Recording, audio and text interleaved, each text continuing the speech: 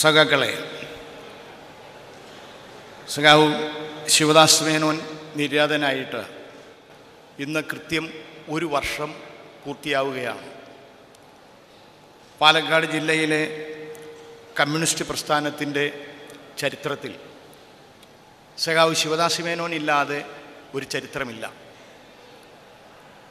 അവിഭക്ത പാലക്കാട് ജില്ല മുതൽ നമ്മുടെ ജില്ല ഉന്നതരായ നേതൃത്വത്താൽ പരിലാളിക്കപ്പെട്ട ജില്ലയാണ്. മലപ്പുറം ജില്ല 1969 രൂപം കൊള്ളുന്നതിന് മുമ്പ് പെരിന്തൽമണ്ണയും പൊന്നാനിയും പാലക്കാട് ജില്ലയിലുണ്ടായിരുന്ന കാലത്ത് പെരിന്തൽമണ്ണയ്ക്കടുത്ത് പാലക്കാട് ജില്ലയിൽ അന്ന് ഉൾപ്പെട്ട ഏലംകുളത്തായിരുന്നു സഖാവ് EMS ജനിച്ചത്. 1939 അതീവ രഹസ്യമായി കേരളത്തിൽ കമ്മ്യൂണിസ്റ്റ് പാർട്ടിയുടെ സംസ്ഥാന കമ്മിറ്റി രൂപീകരിക്കാൻ പിണറായി പാറപ്പുറത്ത് ചേർന്ന സുപ്രധാന സമ്മേളനത്തിൽ പാലക്കാട് നിന്നും സഖാവ് കുഞ്ഞിരാമൻ മാസ്റ്റർ പങ്കെടുത്തിരുന്നു. 64 നമ്മുടെ പാർട്ടിയെ സംബന്ധിച്ച് ഏറ്റവും നിർണായകമായ വർഷമാണ്. ഇന്ത്യൻ കമ്മ്യൂണിസ്റ്റ് പ്രസ്ഥാനം communist party of India Marxist എന്ന പേരിൽ പുനഃസംഘടിപ്പിച്ചത് 1964 64 ഇന്ത്യൻ കമ്മ്യൂണിസ്റ്റ് പ്രസ്ഥാനം CPI മാർക്സിസ്റ്റായി പുനഃസംഘടിപ്പിച്ചപ്പോൾ ആദ്യത്തെ ജില്ലാ സെക്രട്ടറി ആയിരുന്നത് സഖാവ് ഇമ്പിച്ചുവാവയായിരുന്നു. അന്ന് ജില്ലാ സെക്രട്ടറിയായി ഏതാനും മാസങ്ങൾ കഴിഞ്ഞ ഉടനെ തന്നെ പാർട്ടിയുടെ സമുന്നതരായ മറ്റ് നേതാക്കൾക്കൊപ്പം ജില്ലാ സെക്രട്ടറി ആയിരുന്ന സഖാവ് ഇമ്പിച്ചുവാവയും ചൈനീസ് ചാരന്മാർ എന്ന വ്യാജ കുറ്റം ചുമത്തി അറസ്റ്റ് ചെയ്ത് ജയിലിലടച്ചു. 17 മാസത്തോളം സഖാവ് ഇമ്പിച്ചുവാവ ജില്ലാ സെക്രട്ടറി ജയിലിലായിരുന്നു. അതിനുശേഷം 1967 നടന്ന നിയമസഭാ തെരഞ്ഞെടുപ്പിൽ ജില്ലാ സെക്രട്ടറി ആയിരുന്ന സഖാവ് ഇമ്പിച്ചുവാവ മണ്ണാർക്കാട്ട് നിന്നായിരുന്നു നിയമസഭയിലേക്ക് മത്സരിച്ചത്. അപ്പോൾ മണ്ണാർക്കാട് നിയോജക മണ്ഡലത്തിലെ തെരഞ്ഞെടുപ്പ് കമ്മിറ്റിയുടെ സെക്രട്ടറിയായി പ്രവർത്തിച്ചത് സഖാവ് ശിവദാസ് മേനോനായിരുന്നു. 1956 കമ്മ്യൂണിസ്റ്റ് പാർട്ടിയിൽ അംഗത്വമെടുത്തിരുന്നു സഖാവ് ശിവദാസ് മേനോൻ.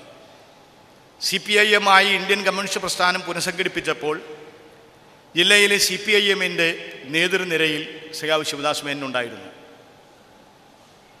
ആദ്യം പെരിന്തൽമണ്ണ താലൂക്ക് കൗൺസിൽ അംഗവും പിന്നീട് മണ്ണാർക്കാട് താലൂക്ക് കമ്മിറ്റിയുടെ സെക്രട്ടറിയുമായി സഖാവ് ശിവദാസ് മേനോൻ പ്രവർത്തിച്ചു.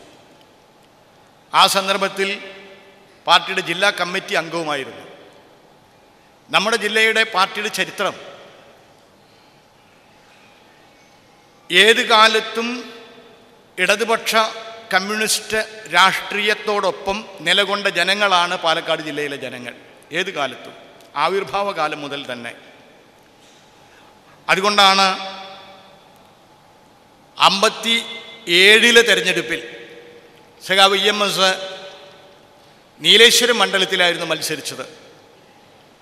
അതിന് കാരണം അന്ന് കേരളത്തിലെ പാർട്ടി നിശ്ചയിക്കുകയായിരുന്നു EMS-ഉം AKG-യും വടക്കൻ മലബാറിലെ കയ്യൂർ രക്തസാക്ഷികളുടെ മണ്ണ് ഉൾക്കൊള്ളുന്ന പ്രദേശത്ത് നിന്ന് മത്സരിക്കണം.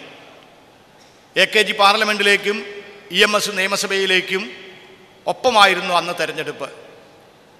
അതിനുശേഷം 1960 മുതൽ സഖാവ് EMS മത്സരിച്ചത് പാലക്കാട് ജില്ലയിൽ നിന്നാണ്.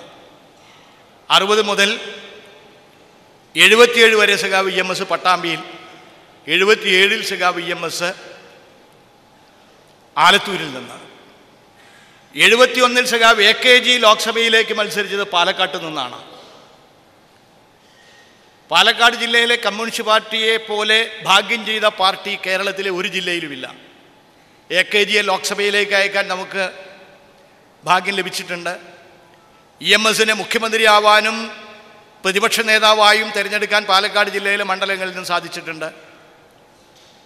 സഖാവ് നായനാരെ മുഖ്യമന്ത്രിയാവാനും പ്രതിപക്ഷ നേതാവിനും തിരഞ്ഞെടുത്തത് പാലക്കാട് ജില്ലയിലെ മലമ്പുഴ മണ്ഡലത്തിൽ നിന്നായിരുന്നു. സഖാവ് VS പ്രതിപക്ഷ നേതാവായതും മുഖ്യമന്ത്രിയായതും പാലക്കാട്ടിലെ മലമ്പുഴയിൽ നിന്ന് മത്സരിച്ചിട്ടാണ്. ആ കൂട്ടത്തിൽ പാലക്കാട് ജില്ല സംഭാവന ചെയ്ത കമ്മ്യൂണിസ്റ്റ് പ്രസ്ഥാനത്തിൻ്റെ ഏറ്റവും ഉജ്ജ്വലനായ നേതാവ്, എക്കാലത്തെയും നേതാവാണ് സഖാവ് ശിവദാസ് മേനോൻ. നമ്മുടെ ജില്ലയിലെ പാർട്ടിയുടെ ചരിത്രം ഏറ്റിറക്കങ്ങളുടെ ചരിത്രമാണ്. ആരംഭകാലം മുതൽ ജനങ്ങളാകെ ഇടതുപക്ഷ രാഷ്ട്രീയത്തോടൊപ്പമാണ് പാലക്കാട്. എന്നാൽ പാർട്ടിക്ക് പുറകോട്ടടി ഉണ്ടായിട്ടുണ്ട്. 1977 തെരഞ്ഞെടുപ്പിൽ ജില്ലയിലെ 11 അസംബ്ലി മണ്ഡലത്തിൽ വെറും 4 മണ്ഡലങ്ങളിൽ മാത്രമേ നമുക്ക് ജയിക്കാൻ സാധിച്ചിട്ടുള്ളൂ. 2 ലോക്സഭാ മണ്ഡലത്തിലും നമ്മൾ ദയനീയമായിട്ട് പരാജയപ്പെടുകയും ചെയ്തു. ഈ വിജയിച്ച 4 മണ്ഡലങ്ങളിൽ തന്നെ വിജയം അത്ര ശോഭയുള്ളതായിരുന്നില്ല. 77 തെരഞ്ഞെടുപ്പിൽ ആലത്തൂർ അസംബ്ലി മണ്ഡലത്തിൽ നിന്ന് EMS വിജയിച്ചത് 1999 വോട്ടിനായിരുന്നു. 2000 തികഞ്ഞിട്ടില്ല. അന്ന് മലമ്പുഴയിൽ നിന്ന് പാർട്ടിയുടെ സംസ്ഥാന സെക്രട്ടേറിയറ്റ് അംഗവും അന്നത്തെ പ്രതിപക്ഷ മുന്നണിയുടെ കൺവീനറുമായിരുന്ന സഖാവ് PV കുഞ്ഞിക്കണ്ണൻ ജയിച്ചത് 1000-ൽ താഴെ വോട്ടിനായിരുന്നു. കൊല്ലങ്കോട് നിന്ന് സഖാവ് വാസുദേവമേനോൻ പാർട്ടി സ്ഥാനാർത്ഥിയായിട്ട് വിജയിച്ചത് അന്ന് വളരെ ചുരുങ്ങിയ വോട്ടിന് 1000 താഴെ വോട്ടിനായിരുന്നു. കുഴൽമന്നത്തും ചെറിയ വോട്ടിനാണ് നമ്മൾ ജയിച്ചത്. ഈ 4 മണ്ഡലത്തിൽ മാത്രമേ 77 തെരഞ്ഞെടുപ്പിൽ നമുക്ക് ജയിക്കാൻ സാധിച്ചുള്ളൂ. അസംബ്ലിയും പാർലമെൻറ്റും ഒപ്പാണ് നടന്നത്. 2 പാർലമെൻറ്റ് മണ്ഡലവും നമുക്ക് നഷ്ടപ്പെട്ടു. നിയമസഭയിൽ ഭൂരിപക്ഷ മണ്ഡലങ്ങളും നമുക്ക് നഷ്ടപ്പെട്ടു. പിന്നീട് അധികം വൈകാതെ പാർട്ടിയുടെ ജില്ലാ സെക്രട്ടറിയായി 1980 സഖാവ് ശിവദാസ് മേനോൻ ചുമതലയേറ്റു പാലക്കാട് ജില്ലയിൽ. 7 കൊല്ലക്കാലം ശിവദാസ് മേനോനായിരുന്നു പാലക്കാട് പാർട്ടിയുടെ ജില്ലാ സെക്രട്ടറി. ഈ 7 കൊല്ലക്കാലം നമ്മുടെ പാർട്ടിയുടെ ചരിത്രത്തിൽ, പാലക്കാട് ജില്ലയുടെ ചരിത്രം ആക്രമണങ്ങളും കടന്നാക്രമണങ്ങളുടെയും ചെറുത്തുനിൽപ്പുകളുടെയും ഒരു കാലമായിരുന്നു. എണ്ണപ്പെട്ട നിരവധിയായ നമ്മുടെ സഖാക്കൾ കൊല ചെയ്യപ്പെട്ടത് ഈ കാലയളവിലായിരുന്നു. പാർട്ടിക്കെതിരെ ഏറ്റവും കൂടുതൽ ആക്രമണം ഉണ്ടായതും ഈ കാലഘട്ടത്തിലായിരുന്നു. ആ സമയത്ത് നമ്മുടെ ജില്ലയിലെ പ്രസ്ഥാനത്തെ പതർച്ചയില്ലാതെ മുന്നിൽ നിന്ന് നയിച്ചതായിരുന്നു സഖാവ് ശിവദാസ് മേനോൻ. എല്ലാ രീതിയിലും രാഷ്ട്രീയമായി, സംഘടനാപരമായി ആക്രമണങ്ങളുടെ മുന്നിൽ നിന്ന്, പ്രക്ഷോഭ സമരങ്ങളുടെ മുമ്പിൽ നിലകൊണ്ട് അങ്ങനെ സഖാവ് ശിവദാസ് മേനോൻ ഈ ജില്ലയിലെ പ്രസ്ഥാനത്തെ നയിച്ചു. പല ഘട്ടങ്ങളിൽ സഖാവ് ശിവദാസ് മേനോൻ തന്നെ ആക്രമണത്തിന് വിധേയമായിട്ടുണ്ട്. ഒരിക്കൽ ആലത്തൂർ ചിറ്റ്ലഞ്ചേരിക്ക് അടുത്ത് കോൺഗ്രസ് നേതാവ് നടത്തുന്ന ഒരു റേഷൻ കടയിൽ അരി മറിച്ചു വിൽക്കുന്നു, ആളുകൾക്ക് കൊടുക്കാതെ എന്ന ആക്ഷേപം ഉയർന്നപ്പോൾ അത് അന്വേഷിക്കാൻ പോയ സന്ദർഭത്തിൽ കോൺഗ്രസ്സുകാർ വളഞ്ഞിട്ട് ആക്രമിച്ചു സഖാവ് ശിവദാസ് മേനോനെ. അന്ന് ശിവദാസ് മേനോനെ കൊലപ്പെടുത്തുക എന്ന ലക്ഷ്യത്തിൽ തന്നെ ആയിരുന്നു കോൺഗ്രസ് അക്രമികൾ അദ്ദേഹത്തെ വളഞ്ഞിട്ട് ആക്രമിച്ചത്. പിന്നീട് ഒരിക്കൽ സംഘർഷാത്മകമായിട്ടുള്ളൊരു അന്തരീക്ഷം പാലക്കാട് ഉടലെടുത്തപ്പോൾ ആ സംഘർഷങ്ങളിൽ പാർട്ടി നേതാവായി മുമ്പിൽ നിന്ന് പ്രതിരോധിച്ചു എന്ന ഒറ്റ കാരണത്താൽ സഖാവ് ശിവദാസ് മേനോനെ വകവരുത്താൻ അദ്ദേഹം താമസിച്ചിരുന്ന തൊർപ്പാളയത്തെ വീട്ടിൽ അക്രമികൾ വാളുമായിട്ടെത്തി. അത്ഭുതകരമായിട്ടായിരുന്നു അന്ന് സഖാവ് ശിവദാസ് മേനോൻ രക്ഷപ്പെട്ടത്. തൊട്ട് മുമ്പിലെ വീട്ടിൽ കിടന്നുറങ്ങുകയായിരുന്നയാൾ ഈ അക്രമികൾ പിന്നിൽ പിടിച്ചിരുന്ന വാൾത്തലയുടെ തിളക്കം ഇരുട്ടിൽ കണ്ട് ഭയന്ന് നിലവിളിച്ച് മാഷേ പുറത്തിറങ്ങരുത് എന്ന് പറഞ്ഞതുകൊണ്ട് മാത്രമായിരുന്നു അന്ന് സഖാവ് ശിവദാസ് മേനോൻ രക്ഷപ്പെട്ടത്. ഇങ്ങനെ വലിയ ആക്രമണങ്ങൾക്ക് വിധേയമായിട്ടായിരുന്നു അദ്ദേഹം പാർട്ടിയെ നയിച്ചത്. എന്നാൽ പാർട്ടിയെ ഒറ്റക്കെട്ടായി, ഒരു ശബ്ദമായി എല്ലാ ആക്രമണങ്ങളെയും അതിജീവിച്ച് രാഷ്ട്രീയമായും സംഘടനാപരമായും മുമ്പിലേക്ക് നയിക്കാൻ അദ്ദേഹം നേതാവായി നിലകൊണ്ടു. അധികം വൈകാതെ 77 നമുക്ക് ഇടിവ് സംഭവിച്ച നമ്മുടെ ജനസ്വാധീനം തിരിച്ചു പിടിക്കാൻ നമുക്ക് സാധിച്ചു. 82 നിയമസഭാ തെരഞ്ഞെടുപ്പിൽ 11 അസംബ്ലി മണ്ഡലത്തിൽ 9 അസംബ്ലി മണ്ഡലവും തിരിച്ചു പിടിച്ചു. നമ്മുടെ ജനസ്വാധീനം വീണ്ടെടുത്തു പാലക്കാട് ജില്ലയിൽ. ഇതിനിടയിൽ നിർഭാഗ്യവശാൽ 77-ലും 80-ലും 84-ലും ലോക്സഭാ മണ്ഡലത്തിൽ AKGക്ക് ശേഷം സഖാവ് ശിവദാസ് മേനോൻ പരാജയപ്പെട്ടു. എന്നാലും നമ്മുടെ ജില്ലയിലെ സ്വാധീനം നമുക്ക് തിരിച്ചു പിടിക്കാൻ സാധിച്ചു. പാർട്ടി സംഘടനയെ കെട്ടുറപ്പുള്ളൊരു സംഘടനയാക്കി മാറ്റി. ഒരു കമ്മ്യൂണിസ്റ്റ് സംഘാടകൻ്റെ പ്രത്യേകത പ്രക്ഷോഭങ്ങളിലും പ്രവർത്തനങ്ങളിലും ഉയർന്നു വരുന്ന നല്ല കേഡർമാരെ കണ്ടെത്തി ആ നല്ല കേഡർമാരെ പ്രസ്ഥാനത്തിന് നഷ്ടപ്പെടാതെ ഉചിതമായ ചുമതലകളിൽ ഏൽപ്പിച്ച് പാർട്ടി സംഘടനയുടെ ശൃംഖലാപരമായ ബന്ധം ശക്തിപ്പെടുത്തുക, അതാണ് കമ്മ്യൂണിസ്റ്റ് സംഘടനാ രീതി. അദ്ദേഹം കണ്ടെടുത്ത നേതൃത്വമായിരുന്നു ഈ ജില്ലയിൽ പിന്നീട് പാർട്ടിയെ നയിച്ചത്. 80കൾ നമ്മുടെ വിദ്യാർത്ഥി പ്രസ്ഥാനത്തിൻ്റെയും യുവജന പ്രസ്ഥാനത്തിൻ്റെയും കുതിച്ചുള്ള മുന്നേറ്റത്തിൻ്റെ കാലമായിരുന്നു.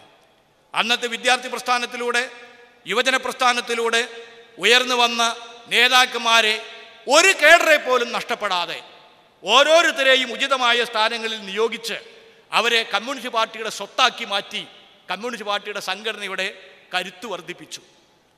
രാഷ്ട്രീയ രംഗത്ത് എതിരാളികളെ നിഷ്പ്രഭമാക്കുന്ന വിധത്തിൽ സാധാരണ മനുഷ്യർക്ക് അയത്ന ലളിതമായി മനസ്സിലാക്കാൻ സാധിക്കുന്ന സംസാര ഭാഷയിൽ ആളുകളോട് രാഷ്ട്രീയം വിശദീകരിച്ച് അവരെ ഇടതുപക്ഷ രാഷ്ട്രീയത്തിൻ്റെ ഒപ്പം അണിനിരത്താൻ വലിയ ബഹുജന വിദ്യാഭ്യാസം രാഷ്ട്രീയത്തിൻ്റെ പ്രചരണം നടത്തി രാഷ്ട്രീയമായിട്ടേ പാർട്ടിയെ സംഘടിപ്പിക്കാൻ പറ്റൂ. എപ്പോഴും പാർട്ടിയെ അണിനിരത്തുന്നത് രാഷ്ട്രീയമായിട്ടാണ്. അങ്ങനെ രാഷ്ട്രീയമായി ജനങ്ങളെ അണിനിരത്തി എതിരാളികളെ നിഷ്പ്രഭരാക്കി നമ്മുടെ പ്രസ്ഥാനത്തെ ഈ ജില്ലയിൽ അദ്ദേഹം മുമ്പിലേക്ക് നയിച്ചു. സംഘടനാപരമായി കരുത്തുണ്ടാക്കി, ജനസ്വാധീനത്തിൽ മുന്നേറ്റമുണ്ടാക്കി, എതിരാളികളെ നിഷ്പ്രഭരാക്കുന്ന വിധത്തിൽ ബഹുജനങ്ങൾക്ക് രാഷ്ട്രീയ വിദ്യാഭ്യാസം കൊടുത്തു. പാർട്ടി കേഡർമാർക്ക് പ്രത്യയശാസ്ത്ര വിദ്യാഭ്യാസം. അദ്ദേഹം സ്കൂൾ അധ്യാപകനായിരുന്നുവെങ്കിലും നമ്മൾ ഓരോരുത്തരും അദ്ദേഹത്തെ മാഷ എന്ന് വിളിച്ചത് വെറുതെ ആയിരുന്നില്ല. അദ്ദേഹം പാർട്ടി കേഡർമാർക്ക് പ്രത്യയശാസ്ത്രം പഠിപ്പിക്കുന്ന അധ്യാപകനായിരുന്നു. നമ്മുടെ ജില്ലയിൽ മാത്രമല്ല, സംസ്ഥാനത്താകെ പാർട്ടിയുടെ പ്രത്യയശാസ്ത്രം പഠിപ്പിക്കുന്ന ഏറ്റവും മെച്ചപ്പെട്ട അധ്യാപകനായിരുന്നു സഖാവ് ശിവദാസ് മേനോൻ.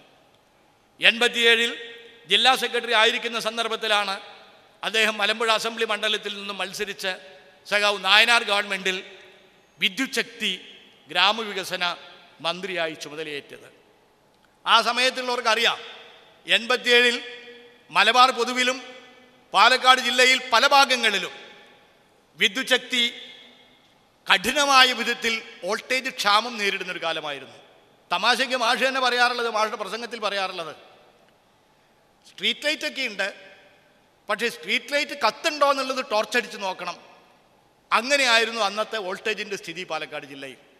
എന്നാൽ ഇന്ന് പാലക്കാട് ജില്ലയിൽ വോൾട്ടേജ് ക്ഷാമം എന്ന പ്രതിസന്ധിയില്ലാതെ മുക്കിലും മൂലയിലും വൈദ്യുതി എത്തിച്ച് കേരളത്തിലെ മെച്ചപ്പെട്ട വൈദ്യുതി ജില്ലയായി പാലക്കാട് ജില്ലയെ മാറ്റുന്നതിൽ സഖാവ് ശിവദാസ് മേനോൻ്റെ പങ്ക് അനുസ്മരിക്കാതെ സാധിക്കില്ല ഈ ജില്ലയിലെ ജനങ്ങൾക്ക്.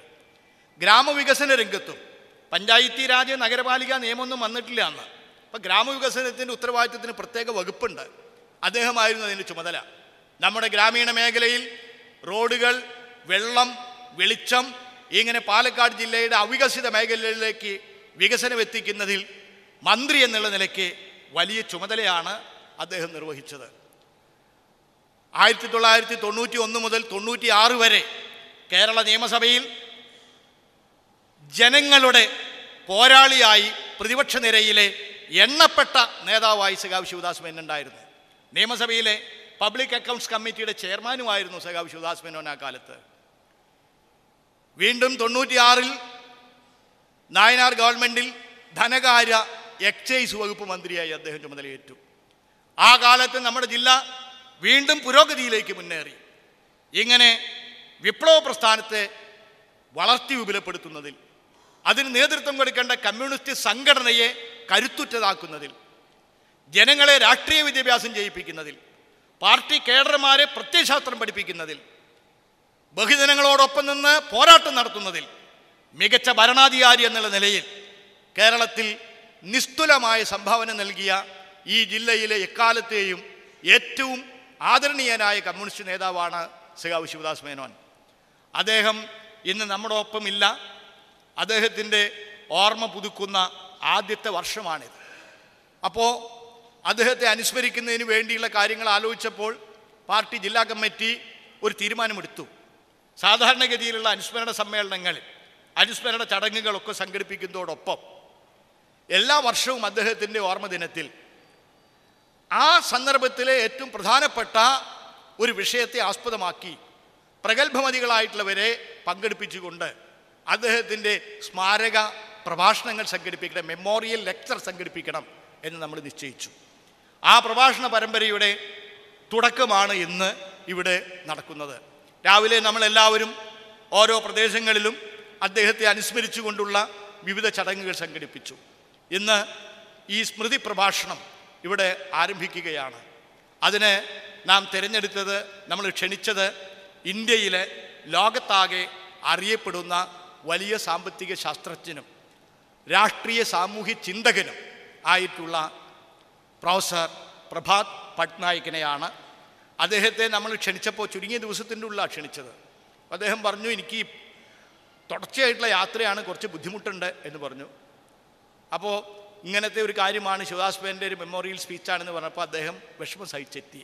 രാവിലെ തന്നെ അദ്ദേഹം പാലക്കാട് എത്തി. ഇന്ന് അദ്ദേഹം ഇവിടെ ശിവദാസ് മേനോനെ അനുസ്മരിച്ചുകൊണ്ട് നടത്തുന്ന പ്രഭാഷണത്തിൻ്റെ വിഷയം കൊള്ള മുതലാളിത്തത്തിൻ്റെയും സംഘപരിവാർ അധീശത്വത്തിൻ്റെയും കീഴിലെ വർത്തമാനകാല ഇന്ത്യ എന്നതാണ്. ആ പ്രഭാഷണം നിർവഹിക്കാൻ അദ്ദേഹത്തെ ഇവിടെ എത്തിയതിൽ നമ്മുടെ പ്രസ്ഥാനത്തിന് വേണ്ടി, നിങ്ങൾക്ക് ഓരോരുത്തർക്കും വേണ്ടി പ്രൊഫസർ പ്രഭാത് പട്നായിക്കിനെ ഞാൻ ഈ വേദിയിലേക്ക് സ്വാഗതം ചെയ്യുകയാണ്.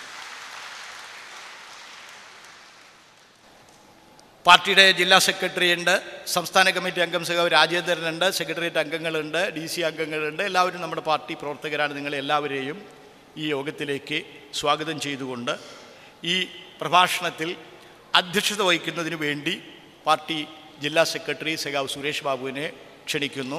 സഖാവ് ശിവദാസ് മേനോൻ്റെ ഓർമ്മകൾക്ക് മുന്നിൽ ആദരാഞ്ജലികൾ അർപ്പിക്കുന്നു.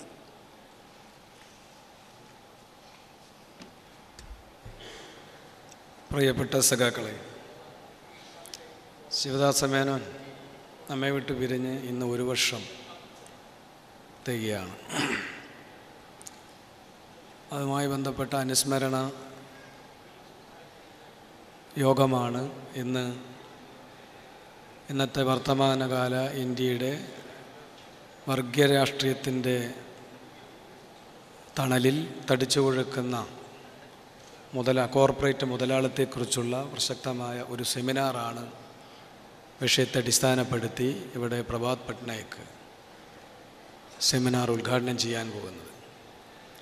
ശിവദാസ മേനോനെക്കുറിച്ച് വളരെ ചുരുക്കം സമയത്തിൽ തന്നെ സ്വാഗത പ്രസംഗത്തിൽ കൃഷ്ണദാസ് ഇവിടെ വിശദീകരിച്ചു. നമുക്കറിയാം, അധ്യാപക സംഘടനയിലൂടെ രാഷ്ട്രീയ രംഗത്തേക്ക് കടന്നു വരികയും അധ്യാപക സംഘടനയുടെ സംസ്ഥാന ജില്ലാ നേതൃത്വത്തിൽ തുടക്കത്തിൽ തന്നെ പ്രവർത്തിക്കുകയും ചെയ്തുകൊണ്ടാണ് കമ്മ്യൂണിസ്റ്റ് രാഷ്ട്രീയത്തിലേക്ക് സഖാവ് ശിവദാസ മേനോൻ കടന്നു വരുന്നത്. തുടർന്ന് കേരളത്തിലെ CPIMൻ്റെ സംസ്ഥാന സെക്രട്ടേറിയറ്റ് മെമ്പറായി പ്രവർത്തിച്ചു.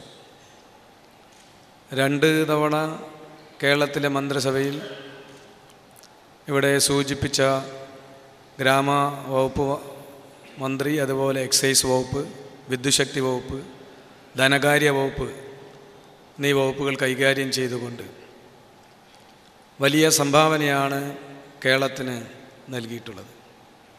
മാത്രമല്ല, പാലക്കാട് ജില്ലയിലെ കമ്മ്യൂണിസ്റ്റ് പാർട്ടിയെ കരുത്ത് വർദ്ധിപ്പിക്കുന്നതിനും ശരിയായ കമ്മ്യൂണിസ്റ്റ് കാഴ്ചപ്പാട് ഓരോ പാർട്ടി സഖാക്കളിലും നൽകിക്കൊണ്ട് പാർട്ടി മൂല്യങ്ങളിൽ നിന്നുകൊണ്ട് ഒരു കമ്മ്യൂണിസ്റ്റ് പാർട്ടി എങ്ങനെയാവണമെന്ന സംഘടനാ ചിട്ടയോടുകൂടി പാലക്കാട് ജില്ലയിലെ പാർട്ടിയെ കൂടുതൽ ജനകീയ പിന്തുണയുള്ള പാർട്ടിയാക്കി മാറ്റിയതിൽ പ്രധാനപ്പെട്ട പങ്കുവഹിച്ചൊരു കാലഘട്ടമായിരുന്നു ശിവദാസ മേനോൻ്റെ 80 മുതലുള്ള 8 വർഷക്കാലത്തെ ജില്ലാ സെക്രട്ടറിയുടെ കാലഘട്ടം. മാത്രമല്ല, ഏറ്റവും അവസാന കാലഘട്ടങ്ങളിൽ സഖാവ് കൊടിയ പോലീസ് മർദ്ദനത്തിനിരയായി. നമുക്കെല്ലാവർക്കും വളരെ നേർക്കാഴ്ചയാണ്. ഇന്നും നമ്മുടെ കൺമുമ്പിൽ ആ രംഗങ്ങൾ ഇപ്പോഴും ആയാതെ നിൽക്കുന്നുണ്ട്. മുത്തങ്ങ സംഭവവുമായി ബന്ധപ്പെട്ട് ആൻ്റണിയുടെ സർക്കാർ അന്ന് കേരളത്തിലെ എല്ലാ SP ഓഫീസുകളിലേക്കും മാർച്ച് നടത്തിയപ്പോൾ ആ മാർച്ചിന് പാലക്കാട് ജില്ലയിൽ നേതൃത്വം കൊടുത്ത സഖാവായിരുന്നു ശിവദാസൻ. കൊടിയ മർദ്ദനമാണ് പോലീസിൻ്റെ ഭാഗത്തുനിന്നുണ്ടായത്. ഒരു ഉന്തുവണ്ടിയിലാണ് സഖാവിനെ ജില്ലാ ആശുപത്രിയിലേക്ക് കൊണ്ടുപോകുന്നത്. ആ സമയത്തും എനിക്ക് വളരെ നന്നായിട്ട് ഓർമ്മയുണ്ട്. ഇൻഗുലാബ് സിന്ദാബ എന്ന് വിളിച്ചുകൊണ്ടായിരുന്നു ആ ഉന്തുവണ്ടിയിൽ സഖാവ് കടന്നത്, ആ ചോരയിൽ കുളിച്ചുകൊണ്ട്. അത്രയധികം ആ ഒരു പ്രായാധിക്യമുണ്ടായിരുന്ന ഒരു ഘട്ടത്തിൽ പോലും ചെറുപ്പക്കാരൻ്റെ ചുറുചുറുക്കോടുകൂടിയിട്ടുള്ള ഒരു കമ്മ്യൂണിസ്റ്റ് ആവേശം നമുക്കെല്ലാം പകർന്നു തന്ന ഒരു കമ്മ്യൂണിസ്റ്റ് വിപ്ലവകാരിയായിരുന്നു ശിവദാസ മേനോൻ. നമുക്കാർക്കും അത്തരം സംഭവവികാസങ്ങളൊന്നും ഇന്നും മറക്കാൻ കഴിയില്ല. ആ തരത്തിൽ പാലക്കാട് ജില്ലയിലും കേരളത്തിലെ കമ്മ്യൂണിസ്റ്റ് പാർട്ടിയെയും നേതൃത്വപരമായ പങ്കുവഹിക്കുകയും അതുപോലെ തന്നെ ഏത് പ്രതിസന്ധി ഘട്ടങ്ങളിലും പാർട്ടിക്കുണ്ടാകുന്ന ഏത് പ്രതിസന്ധി ഘട്ടങ്ങളിലും ശരിയായ നിലപാടുകളിൽ ഉറച്ചു നിന്നുകൊണ്ട് ശരിയായ കാഴ്ചപ്പാട് പകർന്നു നൽകിക്കൊണ്ട് പാർട്ടിയെ നേരായ ദിശയിലേക്ക് എത്തിക്കുന്നതിൽ വലിയ പങ്കുവഹിച്ച ഒരു പ്രധാനപ്പെട്ട കമ്മ്യൂണിസ്റ്റ് നേതാവായിരുന്നു സഖാവ് ശിവദാസ മേനോൻ. അതുകൊണ്ട് തന്നെ ഞാൻ കൂടുതൽ വിശദാംശങ്ങളിലേക്ക് ഇവിടെ സഖാവ് വളരെ ചുരുക്കം സമയം കൊണ്ട് തന്നെ ശിവദാസ മേനോൻ വഹിച്ച പങ്കിനെക്കുറിച്ച്, ജില്ലയിലും സംസ്ഥാനത്തും വഹിച്ച പങ്കിനെക്കുറിച്ചും അദ്ദേഹത്തിൻ്റെ രാഷ്ട്രീയ ജീവിതത്തെക്കുറിച്ചെല്ലാം സംസാരിച്ചു. ഞാൻ കൂടുതൽ വിശദാംശങ്ങളിലേക്ക് പോകുന്നില്ല. ഇവിടെ ഈ സെമിനാർ ഉദ്ഘാടനം ചെയ്യുന്നത് രാഷ്ട്രീയ ചിന്തകനും രാജ്യത്തെ സാമ്പത്തിക വിദഗ്ധനുമായിട്ടുള്ള മറ്റേ പ്രഭാത് പട്നായിക്കാണ്. അദ്ദേഹത്തെ ഞാൻ ഈ സെമിനാർ ഉദ്ഘാടനം ചെയ്യുന്നതിന് വേണ്ടി ക്ഷണിക്കുകയാണ്. I cordially invite professor Prabhat Patnaik to inaugurate this seminar.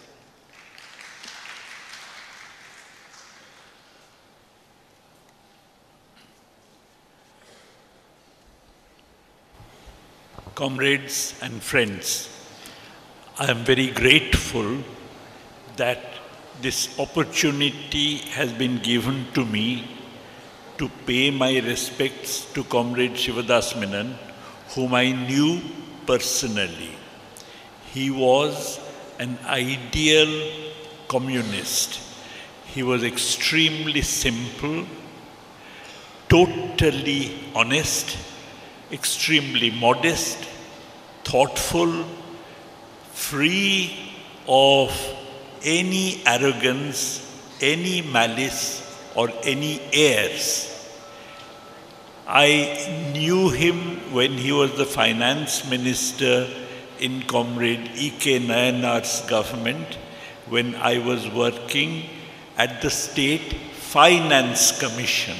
That was around 2000, around the year 2000. He was the finance minister that time. So naturally, I had to interact greatly with him, and I always found him an extremely impressive person. സുഹൃത്തുക്കളെ, സഖാക്കളെ, സഖാവ് ശിവദാസ മേനോൻ അനുസ്മരണത്തിൻ്റെ ഭാഗമായി ഇവിടെ പങ്കെടുക്കുന്നതിന് എനിക്ക് കിട്ടിയ അവസരത്തെ ഞാൻ അതിനുവേണ്ടി നന്ദി രേഖപ്പെടുത്തുകയാണ്. ശിവദാസ മേനോൻ ഒരു ഉത്തമനായ കമ്മ്യൂണിസ്റ്റാണ്. അതുപോലെ അദ്ദേഹം നായനാർ മന്ത്രിസഭയിലെ ധനകാര്യമന്ത്രിയായി പ്രവർത്തിച്ചിരുന്ന കാലത്ത് അദ്ദേഹവുമായി അടുത്ത് ഇടപഴകാൻ എനിക്ക് അവസരം ലഭിച്ചിരുന്നു. ആ സമയത്ത് അദ്ദേഹവുമായിട്ട് ഞാൻ സംസാരിച്ചിട്ടുണ്ട്. നല്ല നിലയിലുള്ള ഒരു ബന്ധം അദ്ദേഹവുമായിട്ടുണ്ടായിരുന്നു. അതുകൊണ്ട് തന്നെ അദ്ദേഹത്തിൻ്റെ അനുസ്മരണ സമ്മേളനത്തിൽ പങ്കെടുക്കുന്നത് ഒരു ഭാഗ്യമായി കരുതുന്നു.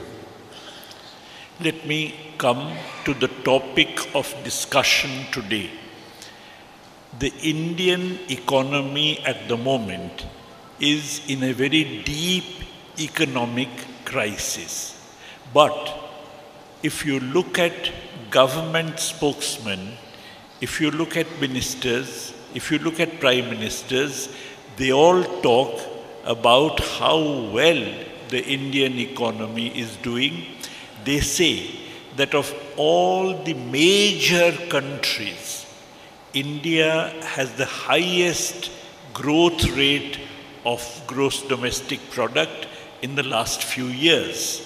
Then how does one reconcile their claim with my assertion that the Indian economy is in a severe economic crisis? You see, what they do not mention is that during the lockdown and the pandemic, India had one of the sharpest drops in GDP. Production stopped in large numbers of spheres, large numbers of establishments, production stopped. It was one of the most sharply affected countries in terms of the drop of output because of the pandemic. So the high growth they are talking about is from that bottom. But if you look at a year, normal year before the pandemic, which is 2019-20, compare it with a year which is normal after the pandemic, 2022-23. If you just look at the growth rate over this period, forget about the drop in the pandemic, drop during the pandemic, then you find that the annual growth rate over this 3-year period is only 2.8%, which is a remarkably low growth rate. നമ്മുടെ വിഷയത്തിലേക്ക് വരാം. Indian സമ്പദ് വ്യവസ്ഥയെ സംബന്ധിച്ചാണ് ഞാൻ ആദ്യമായി പ്രതിപാദിക്കാൻ ഉദ്ദേശിക്കുന്നത്. Indian സമ്പദ് വ്യവസ്ഥ പ്രതിസന്ധിയിലാണ്. ഗവൺമെൻറ് പറയുന്നത് ഇന്ത്യൻ സമ്പദ് വ്യവസ്ഥ വളരുകയാണ് എന്നാണ്. എന്നാൽ ഇന്ത്യൻ സമ്പദ്ഘടന എന്നത് സംബന്ധിച്ച് അതിൻ്റെ GDP വളർച്ച എല്ലാം സംബന്ധിച്ച് വളരെ വിപുലമായ പ്രചാരവേലയാണ് ഗവൺമെൻറ് നടത്തിക്കൊണ്ടിരിക്കുന്നത്. ഉൽപ്പാദന മേഖലയിലെ ഉൽപ്പാദന വ്യവസ്ഥയിലെ എല്ലാ മേഖലയിലും സമ്പദ് വ്യവസ്ഥയുടെ പ്രശ്നമാണ്, രൂക്ഷമായ പ്രശ്നമാണ് വരുന്നത്. അത് കൂടുതൽ നമ്മുടെ രാജ്യത്തിൻ്റെ സാമ്പത്തിക ഘടനയെ സാരമായി ബാധിക്കുന്ന നിലയിലാണ് വളർച്ച ഉണ്ടാവുന്നത്. അവർ പറയുന്നത് കഴിഞ്ഞ ഒരു ദശകകാലത്തിൻ്റെ വളർച്ചാ നിരക്ക് വലിയ തോതിൽ ഉണ്ടായി എന്നാണ്. എന്നാൽ 2.8% വളർച്ച മാത്രമാണ് ഈ സന്ദർഭത്തിൽ ലഭ്യമായിട്ടുള്ളത് എന്നതാണ് വസ്തുത. In fact, this slowing down of the growth rate has been occurring for quite some time. Even before the pandemic, this was going on, and this has continued, become worse. And this is also manifested in the sharp growth in unemployment. When the growth rate slows down, employment growth rate slows down, and therefore unemployment increases.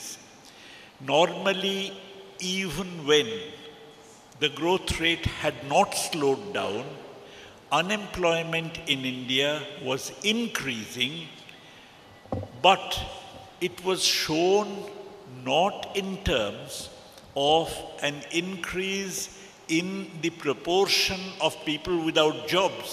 It was shown by the fact that the same number of jobs were being distributed among more people. So it is not as if 20%, let us say, or 10% or whatever percent was unemployed.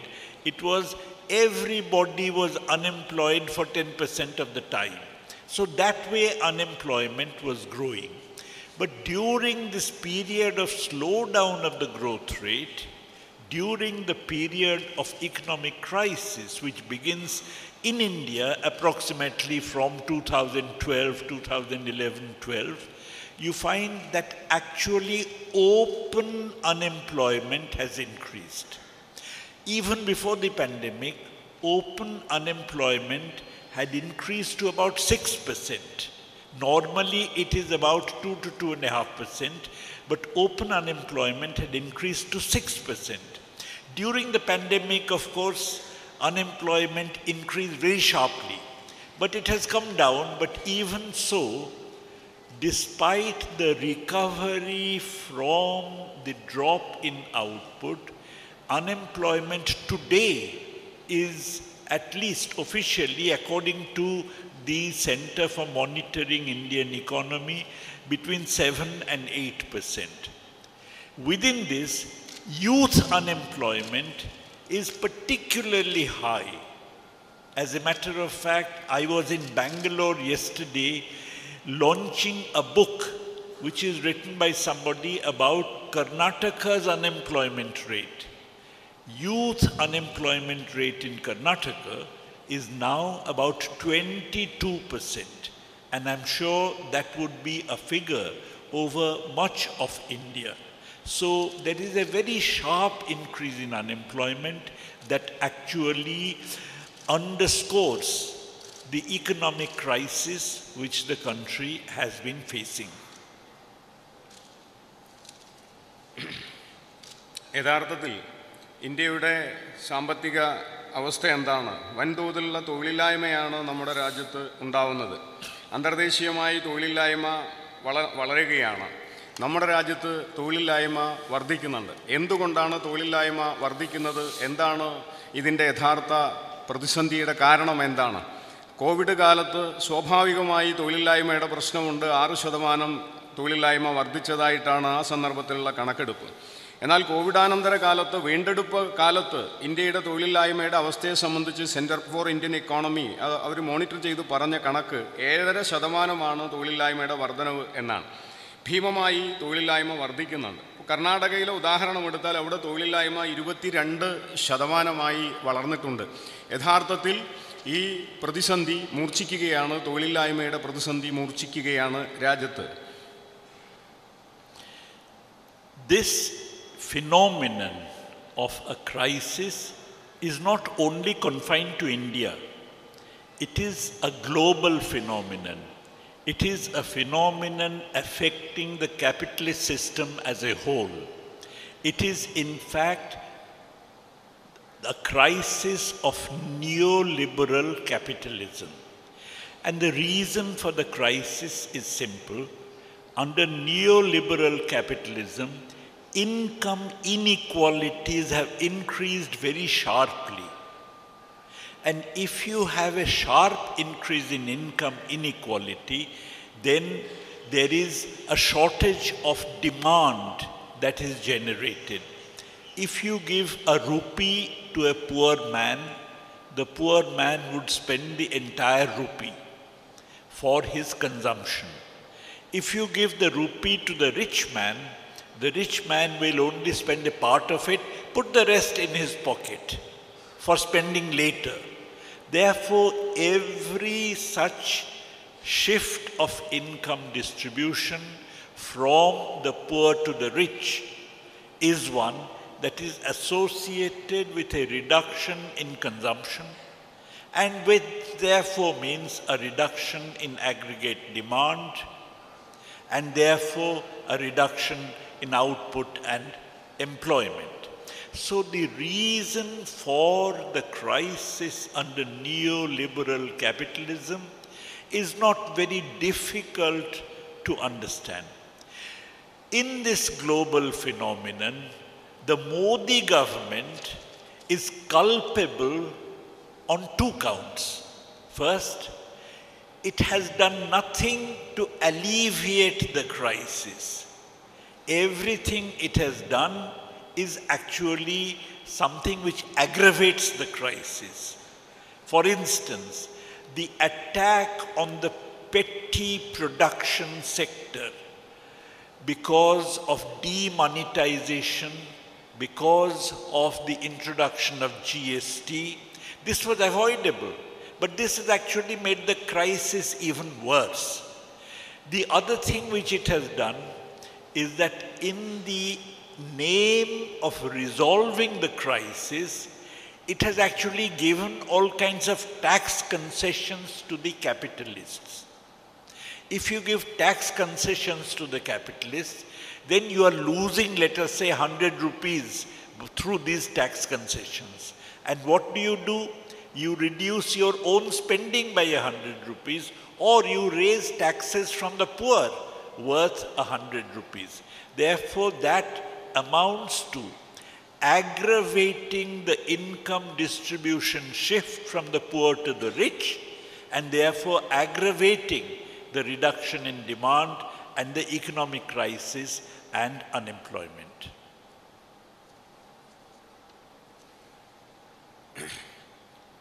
എന്താണ് ഈ പ്രവണത? ഇന്ത്യക്ക് മാത്രം ബാധകമായിട്ടുള്ളതല്ല, സാർവദേശീയമായിട്ടുള്ളതാണ്. മുതലാളിത്ത വളർച്ചയ്ക്ക് ആകെ ബാധകമായിട്ടുള്ള പ്രതിസന്ധിയാണ് ഇപ്പോൾ നാം കാണുന്നത്. LPG നയങ്ങൾ രൂപപ്പെടുത്തിയെടുത്ത ഒരു പ്രത്യേകത വരുമാനത്തിലെ അസമത്വമാണ്.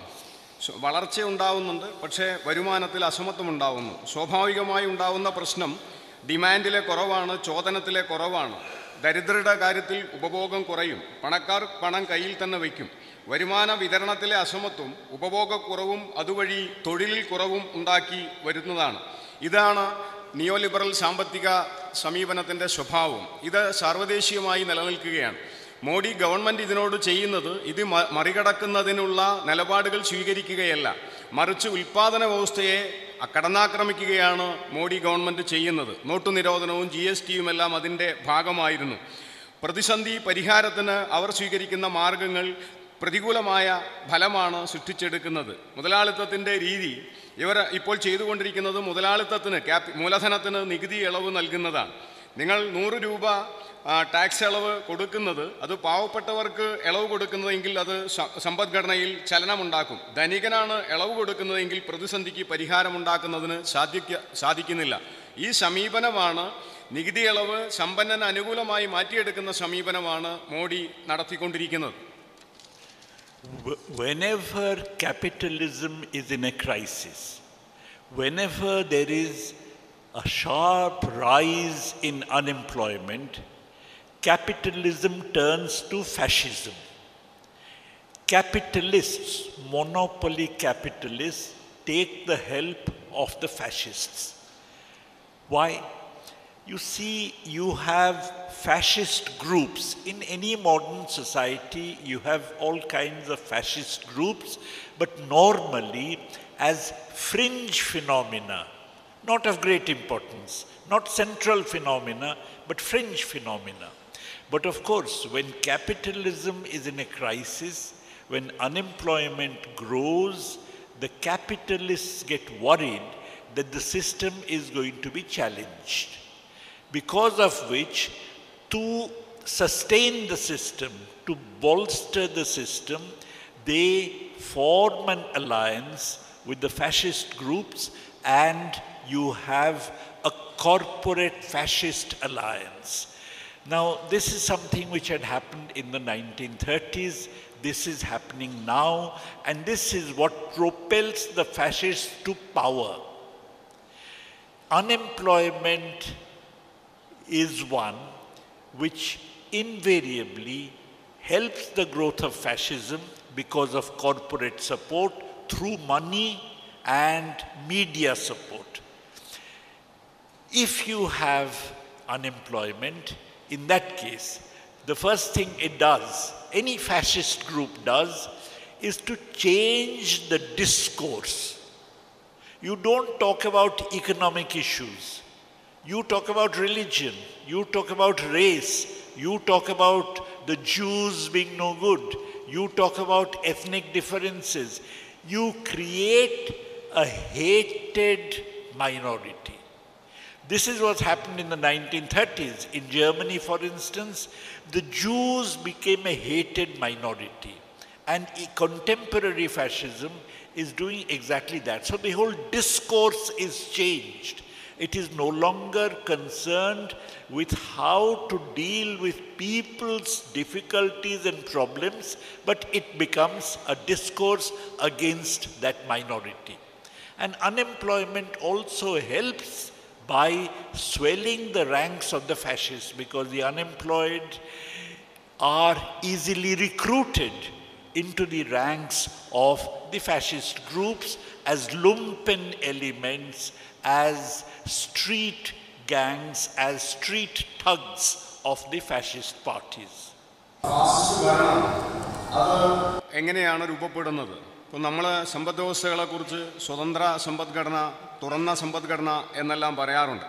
എന്നാൽ മുതലാളിത്തം പ്രതിസന്ധിയിലാവുന്ന ഓരോ ഘട്ടത്തിലും, വ്യവസ്ഥ ചോദ്യം ചെയ്യപ്പെടുന്ന ഓരോ ഘട്ടത്തിലും വ്യവസ്ഥയെ സംരക്ഷിക്കാൻ അത് പുതിയ രൂപം കൈക്കൊള്ളും.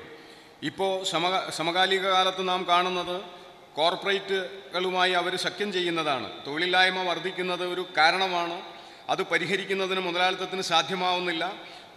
ഈ സന്ദർഭത്തിൽ സ്വാഭാവികമായും സാമ്പത്തികമായ പ്രശ്നങ്ങളെക്കുറിച്ച് ചർച്ച ചെയ്യുന്നതിന് പകരം വിഭജനത്തിൻ്റെ രാഷ്ട്രീയം, വിവിധ വിഷയങ്ങളിൽ വംശീയ വർഗീയ പ്രശ്നങ്ങൾ ഉയർത്തിക്കൊണ്ട് വിഭജനത്തിൻ്റെ രാഷ്ട്രീയമാണ് അവർ പറയുക, ന്യൂനപക്ഷ വിരോധമാണ് പറയുക, ഫാസിസം എല്ലാ കാലത്തും ചെയ്യുന്നതാണ്. സമകാലിക ഫാസിസം സമാനമായ സമീപനമാണ് അവർ സ്വീകരിക്കുന്നത്. ജനങ്ങൾക്കെതിരായിട്ട് സംസാരിക്കുകയാണ്. വൻതോതിലുള്ള തൊഴിലില്ലായ്മ പെരുകുന്നതിൻ്റെ ഭാഗമായി തൊഴിലില്ലാ പടയിൽപ്പെടുന്ന ആളുകൾ തന്നെ ഫാസിസത്തിൻ്റെ തെരുവിലെ കൈകാര്യകർത്താക്കളായി അതിൻ്റെ പ്രചാരകരായി രൂപപ്പെടുത്തുന്ന ഒരു സമീപനമാണ് നാം ഇന്ത്യയിൽ കണ്ടുകൊണ്ടിരിക്കുന്നത്. In India, this corporate fascist alliance has taken the form of the corporate Hindutva alliance. The corporate Hindutva alliance is the expression of fascism in the Indian context. It shows all the features associated with fascism. Let me just mention some of them. Of course, fascism means the negation of democracy and the repression using state machinery of opponents, of dissenters, of progressive thinkers, of the intelligentsia, of the left, of the trade unionists, of the peasantry, and so on. Second, it is not only the state organs that are used against opponents and dissenters, but fascism is also a mass movement. It has its own gang of thugs, it has its own rank and file, it has its own cadres which it unleashes on the opponents. That is why, comrades, many people talk about today's Indian situation as one of undeclared emergency. That is not correct. Emergency did not see the victimization of minorities. Emergency did not see the unleashing of thugs on the streets. Mussolini had his thugs on the streets, and similarly you find people coming and disrupting meetings. Innumerable instances are there when you have Bajrang Dal, you have all these fascist gangs, they go and disrupt meetings of opponents, of critics, of intellectuals, and so on. So that's the second feature. It is not only the state machinery. Emergency used the state machinery to repress opponents. But now it is not only the state machinery, it is also gangs of thugs who are mobilized by the fascist parties. The third thing which I have already mentioned is, of course, the victimization of a hapless minority. Sometimes it may be Jews, in other countries it may be the blacks, in other countries it may be immigrants, in some countries including ours it is predominantly the Muslims and the Dalits. The fourth and most important feature is, of course, that fascism's class character is that it always stands with monopoly capital. One difference between all liberals, you look at any newspaper, you look at any liberal writer, any liberal thinker, and I respect them, but the point is there's a fundamental difference between the Marxist reading of fascism and a liberal reading of fascism. The liberals only talk about the political negation of democracy. They don't look at it in terms of its class character. Its class character is that fascism is a weapon in the hands of the monopoly capitalist class. Lastly, it is not just the monopoly capitalist class as a whole, of course, but always fascism is particularly close to, particularly promotes one small group of new monopolists. In Hitler's time, they promoted a group of industrialists around the armament, steel and munitions industry. In Japan, they promoted a new group compared to the old Zaibatsu, which they call the Shinko Zaibatsu, which was particularly close to the fascists. In India, you of course have the Adanis and the Ambanis, who are the new monopoly capitalists, particularly close to the fascists, which is not to say that Tatas and Birlas are not supporting them, but particular closeness of the fascists to new monopoly capital is something which is also shown here.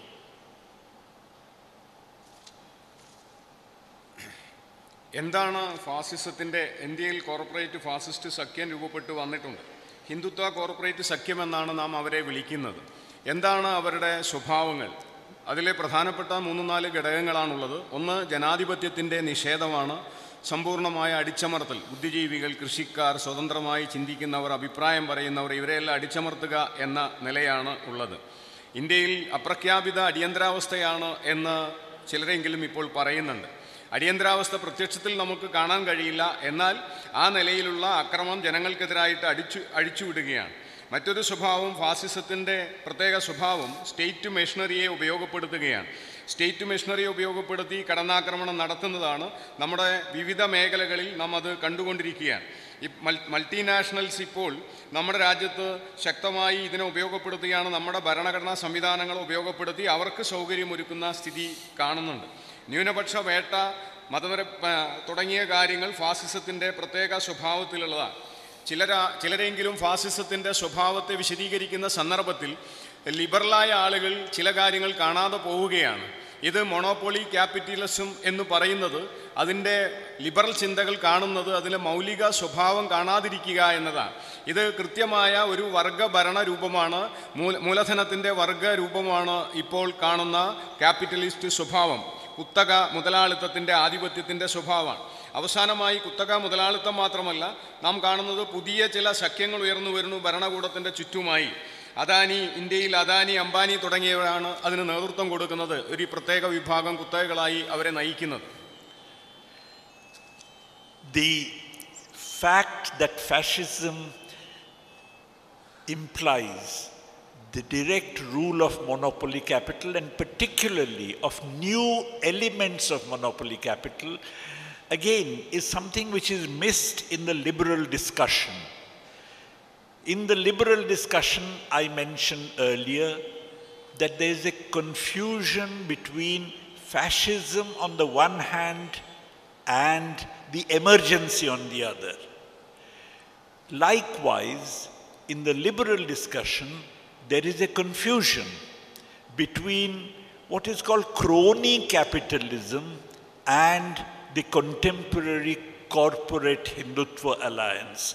You see, crony capitalism means that a government has close relationships with some capitalist. The government follows the rules of the game. A contract has to be awarded. What the government does is that it asks for tenders from various monopolists who give their own figures, and then among them you favor some. Some who can speak English, let us say, some who have foreign contacts, some who went to the public schools with me or something like that. If we have close social relations, some who may have given donations to my political party, I favor them. But I favor them within the rules of the game. I'm following the rules of the game. What is happening now is that the rules of the game are being abandoned.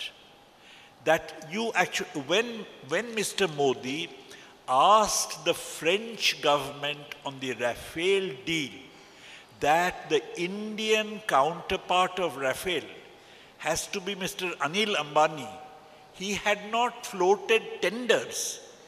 It was in fact a pressure that the Indian government exerted on the French government to give Anil Ambani the right to manufacture Rafale aircrafts in India.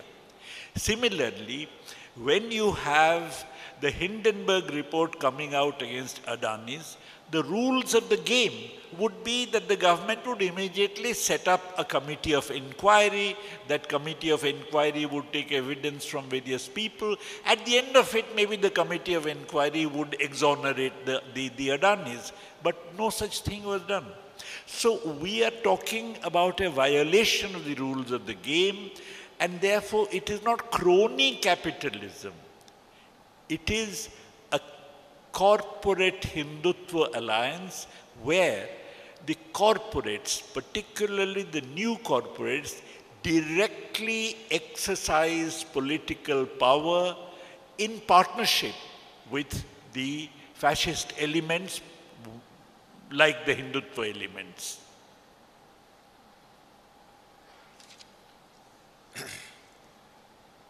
വസ്തുത ഫാസിസം ഉൾപ്പെടുന്നതിനെ സംബന്ധിച്ച് അത് മൂലധന ആധിപത്യമാണ്. ഇപ്പോൾ liberal ചർച്ചയെക്കുറിച്ച് ഞാൻ നേരത്തെ സൂചിപ്പിച്ചു. ഭരണകൂടം മൂലധനവുമായി ചേരുന്നതാണ് ഫാസിസം എന്ന നിലയിൽ, ക്രോണി ക്യാപിറ്റലിസം എന്ന നിലയിലെല്ലാം ചിലർ ചർച്ച ചെയ്യുന്നുണ്ട്. എന്നാൽ സമകാലിക ഹിന്ദുത്വ കോർപ്പറേറ്റ് ഇതിനെ സംബന്ധിച്ച് ക്രോണി ക്യാപിറ്റലിസവും സമകാലിക ഹിന്ദുത്വ കോർപ്പറേറ്റ് തമ്മിലുള്ള വ്യത്യാസം നാം തിരിച്ചറിയണം. ക്രോണി ക്യാപിറ്റലിസം എന്ന് പറയുന്നത് ഗവൺമെൻറ് മൂലധന അനുകൂലമാണ്, കുത്തകാനുകൂലമായ നിലപാടെടുക്കുന്നതാണ്. ആ നിലയിൽ ചില കാര്യങ്ങൾ അവർ നടത്തുന്നു. നിലവിലുള്ള നിയമത്തിനകത്ത് നിയമം കോർപ്പറേറ്റുകൾക്ക് അനുകൂലമായി മാറ്റാനുള്ള നിർദ്ദേശങ്ങൾ കൊടുക്കുന്നു എന്നതാണ് ക്രോണി ക്യാപിറ്റലിസത്തിൻ്റെ പ്രത്യേകത. ഉദാഹരണത്തിന് മോഡി അനിൽ അംബാനിക്ക് ഫ്രഞ്ച് ഗവൺമെൻറ്റിനോട് നേരിട്ട് അദ്ദേഹം ടെൻഡർ പോലും നൽകാതിരുന്ന റാഫേൽ വിമാനത്തിന് നിർമ്മിക്കാൻ അനുവാദം കൊടുക്കണമെന്ന് സമ്മർദ്ദം ചെലുത്തുന്നുണ്ട്.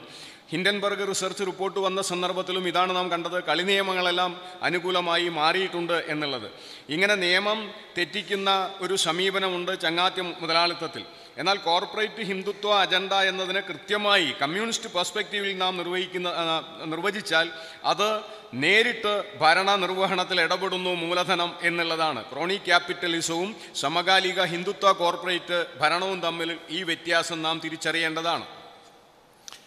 Mussolini, the Italian fascist leader, had defined fascism as a fusion of corporate and state power. That corporate power and state power get merged. And that's exactly what we are finding today. The emergence of a regime where the corporates also, together with their partners, the Hindutva elements, are organizing the state power, are wielding the state power. For instance, you just imagine that the media in the country is now completely, almost completely, not just electronic, even the print media is almost completely, except for just a few exceptions, is completely pro the current regime. There were one or two voices that were dissenting. NDTV, particularly the Hindi version of NDTV, was one such dissenting voice. And what happened? Mr. Adani bought up NDTV. And as a result, the last remaining weapon which the people had for learning the truth is now gone from them. So there is a fusion. The corporates looked after the interests of the Hindutva elements and defend the regime. The Hindutva elements look after the interests of the corporates and defend them. And therefore there is a fusion of corporate and state power, and that is nominally exercised by the Hindutva elements. It is not crony capitalism. It is, as I said, a corporate Hindutva alliance. Mussolini കോർപ്പറേറ്റിനെ കുറിച്ച് ഫാസിസത്തെക്കുറിച്ച് നിർവചിച്ചിട്ടുണ്ട്. അദ്ദേഹം ഇങ്ങനെയാണ് പറഞ്ഞത്: corporate മൂലധനവും സ്റ്റേറ്റും ഭരണകൂടവും തമ്മിലുള്ള സമ്പൂർണ്ണമായ ലയനമാണ് ഫാസിസം എന്നാണ് മുസോളിനി നിർവചിച്ചത്. അതാണ് ഇപ്പോൾ നാം ഇന്ത്യയിൽ കണ്ടുകൊണ്ടിരിക്കുന്നത്. ഇന്ത്യയിലെ എല്ലാ മാധ്യമങ്ങളെയും എല്ലാ മീഡിയകളെയും, അത് പ്രിൻ്റ് ആവട്ടെ ഇലക്ട്രോണിക് മീഡിയ ആവട്ടെ, പൂർണ്ണമായും ഭരണാനുകൂലമായിട്ടുള്ളതാണ്. NDTV, അതിൽ പ്രത്യേകിച്ച് ഹിന്ദി വേർഷനാണ് ചെറിയ വിമർശനം സത്യം പറഞ്ഞുകൊണ്ടിരുന്ന ഒരു ഭാഗം. അവരെയാണ് അദാനി വാങ്ങിച്ചെടുത്തത്. അവസാനത്തെ സത്യം പറയുന്ന തുരുത്തും ഇപ്പോൾ ഇല്ലാതായി. കോർപ്പറേറ്റ് മൂലധനവും സ്റ്റേറ്റ് പവറും ഉപയോഗപ്പെടുത്തിയാണ് ഇവർ ഈ സമീപനം നിർവഹിച്ചത്, പിടിച്ചെടുക്കൽ സമീപനം നിർവഹിച്ചത്. അതായത് ഇന്ത്യയിലെ ഹിന്ദുത്വ കോർപ്പറേറ്റ് അജണ്ട എന്ന് പറയുന്നത് കേവലം ക്രോണി ക്യാപിറ്റലിസം അല്ല, മൂലധനാധിപത്യമാണ്, മൂലധന വാഴ്ചയായി മാറുകയാണ്. I now come to a big difference between the 1930s fascism and contemporary fascism. The difference is this: In the 1930s, the fascists had enlarged government spending on armaments. They actually spent a lot of the budget on buying arms in preparation for war. That created an increase in demand. This government spending was financed by borrowing, financed by what is called a fiscal deficit or a deficit financing. You had deficit financed government spending which on armaments, because of which Japan got out of the 1930s Great Depression first. It was the first country. In 1931, when Japanese fascists came to power, Japan got out of the Great Depression in this manner. When Hitler came to power in Germany, 1933, because of this way of enlarging government spending, Germany got out of the Great Depression. The liberal capitalist countries continued to remain in the Great Depression until the Second World War, when they also had to enlarge their arms budgets, and that is when demand increased, and of course they also enlarged employment and got out of the depression. But there was a period between early 30s and 1939, when the war began, during which fascism had got rid of unemployment.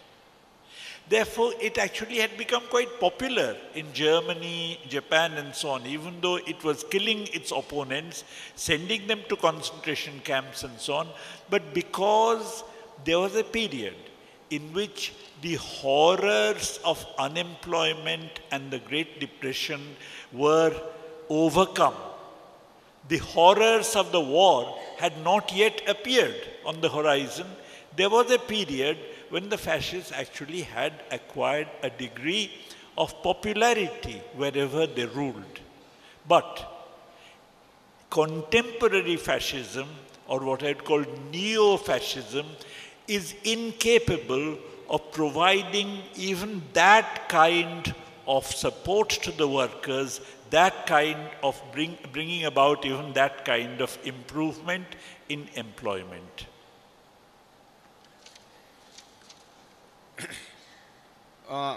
സമകാലിക ഫാസിസവും classical ഫാസിസവും തമ്മിലുള്ള വ്യത്യാസം നാം തിരിച്ചറിയണം. 1930കളിലും 40കളിലുമാണ് classical ഫാസിസം രൂപപ്പെട്ടത്.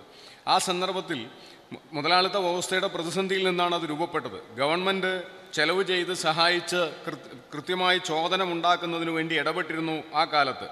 Government ചെലവ് ചെയ്യുന്നതിൻ്റെ ഭാഗമായി തൊഴിലില്ലായ്മ ഉൾപ്പെടെയുള്ള പ്രശ്നങ്ങളെ അഡ്രസ്സ് ചെയ്യാനും വ്യാപാര കമ്മി കുറയ്ക്കാനും ഈ കാലത്ത് കഴിഞ്ഞിരുന്നു. 1931 ജപ്പാനിലും മഹാമാന്ദ്യത്തിൻ്റെ തുടർച്ചയായി അവിടെ വന്ന ഗവൺമെൻറ് ഇതാണ് ചെയ്തത്. 1933 സമാനമായ നിലയിൽ ജർമ്മനിയിലും ഈ സംഗതി രൂപപ്പെടുകയുണ്ടായി.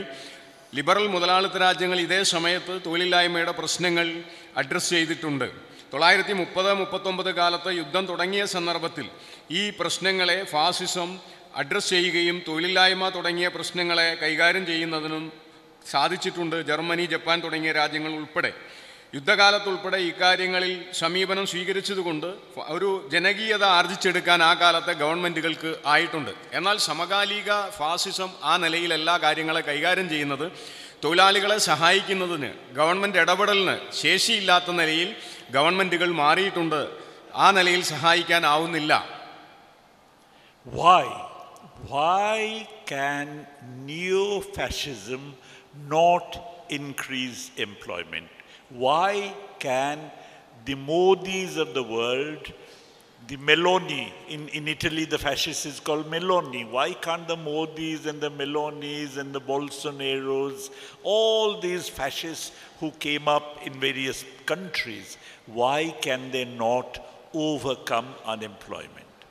The reason has to do with today's world. What is neoliberalism? Neoliberalism basically implies that there is relatively unrestricted flows of goods and services and of capital, including finance, across country borders. That's the meaning of neoliberalism. But that basically implies that capital becomes globalized, especially finance becomes globalized, but the state remains a nation state. We have an Indian state, we have a Pakistani state, we have a Polish state, we have a Portuguese state. The state remains a nation state, but finance is globalized. Therefore, if the state does something which finance does not like, then finance leaves that country. And it can leave the country in a moment. One telephone call would be enough to trigger huge outflows of finance. Therefore, there would be financial crisis. That is why the nation state, the governments, various governments within the nation state are always trying to retain what the newspapers call the confidence of the investors. That basically means that they are always kowtowing to the dictates of globalized finance. That is why the economic policy doesn't really change very much when there was a Congress government of Narasimha Rao, whether there is a United Front government of Mr. Devegowda, or whether there is a BJP government of Atal Bihari Vajpayee, there was hardly any change in economic policy. Now there is, as I mentioned, because Modi government is going out of its way to particularly oppress the people. But on the whole, those governments, they more or less pursued the same economic policies. Even Modi is pursuing the same economic policies, but adding to it a few things of his own. But why is that the case? Why can't a government pursue a different pro-people economic policy within the neoliberal regime? Because if that happens, then there would be an outflow of finance capital, which is globalized, therefore dictates to the nation state what kinds of policies the nation state should pursue. But how does it prevent an increase in employment? I shall come to that in a moment.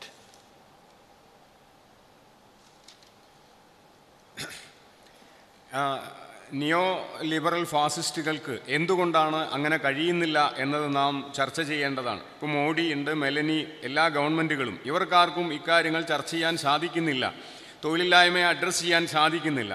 അതിൻ്റെ കാരണം അടിസ്ഥാനപരമായി neo liberalism എന്ന് പറയുന്നത് അനിയന്ത്രിതമായ മൂലധന ആധിപത്യത്തിൻ്റെതാണ്. മൂലധനം സാർവദേശീയമായി വളരുകയും state ദേശീയത എന്നത് ഭരണകൂടങ്ങൾ ദേശീയമായി നിലനിൽക്കുകയാണ്. അപ്പോൾ സ്വാഭാവികമായും സാർവദേശീയമായ മൂലധനം ഭരണകൂടങ്ങളെ ഡിക്റ്റേറ്റ് ചെയ്യുകയാണ് അവരുടെ നയനിലപാടുകൾക്കനുസരിച്ച്.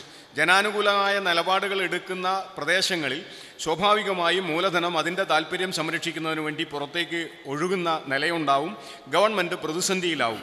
ഇതാണ് നിയോ ലിബറൽ നയത്തിൻ്റെ ഉള്ളടക്കം.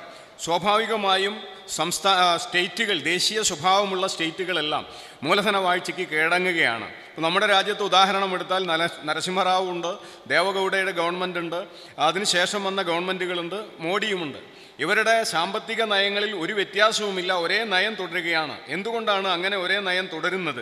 അതിന് കാരണം ഈ പറഞ്ഞ മൂലധനത്തിൻ്റെ സാർവദേശീയവൽക്കരണവും സ്റ്റേറ്റ് എന്നത് അതിൻ്റെ കൽപ്പനയ്ക്ക് കീഴടങ്ങി നിൽക്കുക എന്ന സമീപനമാണ്. അതുകൊണ്ട് തന്നെ മൂലധനത്തെ പ്രീതിപ്പെടുത്തുന്നതിന് വേണ്ടിയാണ് തൊഴിലില്ലായ്മയെ അഡ്രസ്സ് ചെയ്യാവുന്ന സാധ്യത ഉപയോഗപ്പെടുത്താൻ സാധിക്കാത്തത്. To raise employment, you have to raise output. To raise output, you have to raise demand. To raise demand in a situation where demand is very low, the government has to spend more. Where does it get the money to spend more? There are three ways the government can get the money. It can get the money by taxing the rich. It can get the money by not taxing anybody but simply printing the money, or as I said, borrowing the money, which is the fiscal deficit. Or it can get the money by taxing the poor, working people. If the government spends 100 rupees by taxing the working people who lose these 100 rupees, their demand goes down because they more or less spend whatever income they have. So if the government takes away 100 rupees, their demand goes down by 100 rupees. So when the government spends those 100 rupees, the demand of the working people has gone down, the demand of the government has gone up, but there is no net increase in demand. There is only a change in the composition of demand, but there is no net increase in demand. Therefore, in order to bring about a net increase in demand, the government must enlarge its expenditures either through a fiscal deficit or by taxing the rich, the capitalists. If you tax the rich or the capitalists, then of course globally mobile finance capital does not like it, because after all they are the rich. So if you put larger taxes on the rich, then globally mobile finance capital, globalized finance capital doesn't like, there'll be a financial outflow from the country. That is why Modi government is reducing taxes on the rich, but of course that doesn't give rise to any increase in demand. So taxing the rich, taxing the capitalists is out of the question because of this contradiction between globalized capital and the nation state. Similarly, fiscal deficit, enlarging the fiscal deficit is something that globalized finance capital does not like. That is why we have in India a law called Fiscal Responsibility and Budgetary Management Act, which says the government, central government can have only 3% of GDP as fiscal deficit. State governments together can have 3% of GDP as fiscal deficit, altogether 6%. In every other country, European Union for instance, with the exception of America which has no such law, the law says you cannot have a fiscal deficit larger than 3% of GDP. Why? We don't have a law that says that you should not spend less than 3% of GDP on health care. We don't have a law that says that you should not spend less than 6% of GDP on education, which the Kothari Commission had recommended in the 60s. Why do we have a law only with regard to the fiscal deficit? That's because finance capital wants it. And why does finance capital want it? Because any direct government intervention through enlarging the fiscal deficit to raise employment delegitimizes capitalism. It raises the question that if the government has to spend in order to generate employment, then why do we need the capitalists? And particularly it will raise the question, why do we need these financiers who do nothing? Therefore, capital in general, finance capital in particular, is extremely unwilling to have the government spending directly to enlarge employment. And that is why, since even the fascist governments are governments of nation states, since they are governments of nation states, they cannot defy globalized finance capital, and therefore they cannot overcome unemployment. In the 1930s, situation was different. Hitler was confronting German finance capital. Mussolini was confronting Italian finance capital, because finance capital was not globalized. It was basically particular states' finance capital. And that is why the Japanese were confronting Japanese finance capital. That is why the close relationship between fascists and capitalists meant that finance capital's opposition to the fiscal deficit dropped. They were persuaded that don't worry. But of course, if it's globalized finance writ has to run, and that is why all these various governments are completely incapable of overcoming unemployment.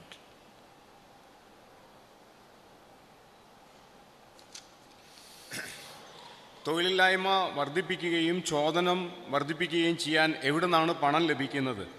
തൊഴിലില്ലായ്മ പരിഹരിക്കുന്നതിനും ചോദനം വർദ്ധിപ്പിക്കുന്നതിനും എവിടെ നിന്നാണ് പണം ലഭിക്കുന്നത്? 3 തരത്തിലാണ് ഗവൺമെൻറ്റിന് പണം ലഭിക്കേണ്ടത്. 1, സമ്പന്നർക്ക് നികുതി ചുമത്തുക. 2, കടം വാങ്ങി ഗവൺമെൻറ് പ്രവർത്തനം നടത്തുക. അപ്പോഴാണ് ധനക്കമ്മിയുടെ പ്രശ്നം വരിക. 3, ദരിദ്രന് നികുതി ചുമത്തുക. പാവപ്പെട്ടവന് നികുതി ചുമത്തിയാൽ സ്വാഭാവികമായും ചോദനം കുറയും, അവൻ്റെ വാങ്ങൽ കഴിവ് കുറയും. 100 രൂപ നിങ്ങൾ തൊഴിലാളികൾക്ക് കൊടുത്താൽ ചോദനം കൂടും. ചോദനം വർദ്ധിപ്പിക്കാൻ ഗവൺമെൻറ് ചെലവ് ചെയ്യണം. ധനികന് നികുതി ചുമത്തി ചെലവ് ചെയ്താൽ സാർവദേശീയ ധനമൂലധനം അത് അംഗീകരിക്കില്ല, അവർ പുറത്തേക്ക് പോകും. അതുകൊണ്ട് മോഡി ധനികന് നികുതി കുറയ്ക്കുന്നു. നികുതി കൂട്ടി ധനികന് നികുതി ചുമത്തി ചെലവ് ചെയ്യുക എന്നത് ധനമൂലധനത്തിൻ്റെ സമ്മർദ്ദം മൂലം ഗവൺമെൻറ്റിന് പരിഗണിക്കാനാവില്ല. സമാനമായ നിലപാടാണ് ധനക്കമ്മിയെ സംബന്ധിച്ചുമുള്ളത്. സാർവദേശീയ മൂലധനം ഇത് അംഗീകരിക്കുന്നില്ല. ഇപ്പോൾ FRBM നിയമമുണ്ട്. അവർ പറയുന്നത് 3% GDP-യുടെ ചിലവാക്കാം, 3% സ്റ്റേറ്റിനും 3% യൂണിയനുകൾക്കുമെല്ലാം ചിലവാക്കാമെന്ന് പറയുന്നത്. സംസ്ഥാനങ്ങൾക്കും കേന്ദ്ര ഗവൺമെൻറ്റിനും ചിലവാക്കാം എന്നാണ് പറയുന്നത്. യൂറോപ്യൻ യൂണിയനിലും അങ്ങനെ ചില നിബന്ധനകൾ അവർ പറയുന്നുണ്ട്. എന്തുകൊണ്ടാണ് 3% GDP-യുടെ ചെലവ് ചെയ്യുക, 6% വിദ്യാഭ്യാസത്തിന് GDP-യുടെ ചെലവ് ചെയ്യുക, അതിൽ കൂടുതലാവാൻ പാടില്ല? അങ്ങനെ ഒരു നിയമം രാജ്യത്തില്ല. പക്ഷേ ധനമൂലധനം അതിന് അനുകൂലമല്ല. നേരിട്ട് ഗവൺമെൻറ് ഇടപെടുന്നതോടുകൂടി മൂലധന വാഴ്ച എന്നത് മൂലധനത്തിൻ്റെ ആധിപത്യം ദുർബലപ്പെടുകയാണ്. അത് ധനമൂലധനം സ്വീകരിക്കുന്നില്ല. അവർ ചോദിക്കുന്നത് നിങ്ങൾ എന്തിനാണ് ഗവൺമെൻറ് ഇടപെടുന്നത്? മൂലധനം എല്ലാ കാര്യങ്ങളും അവർ ചെയ്തുകൊള്ളും, പ്രത്യേകമായി ഗവൺമെൻറ് ഇടപെടുന്നതിനെ അവർ അംഗീകരിക്കുന്നില്ല. ഇതാണ് ഗ്ലോബലൈസ്ഡ് ഫിനാൻസ് ക്യാപിറ്റലിൻ്റെ പ്രത്യേകത. 1930-കളിൽ ഹിറ്റ്ലറും മുസോളിനിയുമെല്ലാം മൂലധനത്തിൻ്റെ ആധിപത്യത്തെ കൈകാര്യം ചെയ്തിട്ടുണ്ട്. എന്നാൽ സമകാലിക മൂലധനത്തിൻ്റെ സ്വഭാവം എന്ന് പറയുന്നത് വ്യത്യസ്തമാണ്. മൂലധനം സാർവദേശീയമായി രൂപപ്പെട്ടു. അതുകൊണ്ട് തന്നെ തൊഴിലില്ലായ്മ ഉൾപ്പെടെയുള്ള പ്രശ്നങ്ങളെ അഡ്രസ്സ് ചെയ്യുന്നതിന് പരമ്പരാഗതമായി സ്വീകരിക്കുന്ന മാർഗങ്ങൾ സ്വീകരിക്കാൻ സാധിക്കാത്ത നില വന്നിട്ടുണ്ട്. I shall give you an example of how strongly finance capital dislikes fiscal deficits. Before Mr. Narayan Murthy's son-in-law became the Prime Minister of Britain, Rishi Sunak, there was a Prime Minister for a very short period called Liz Truss, a lady who had beaten Rishi Sunak and she had become Prime Minister.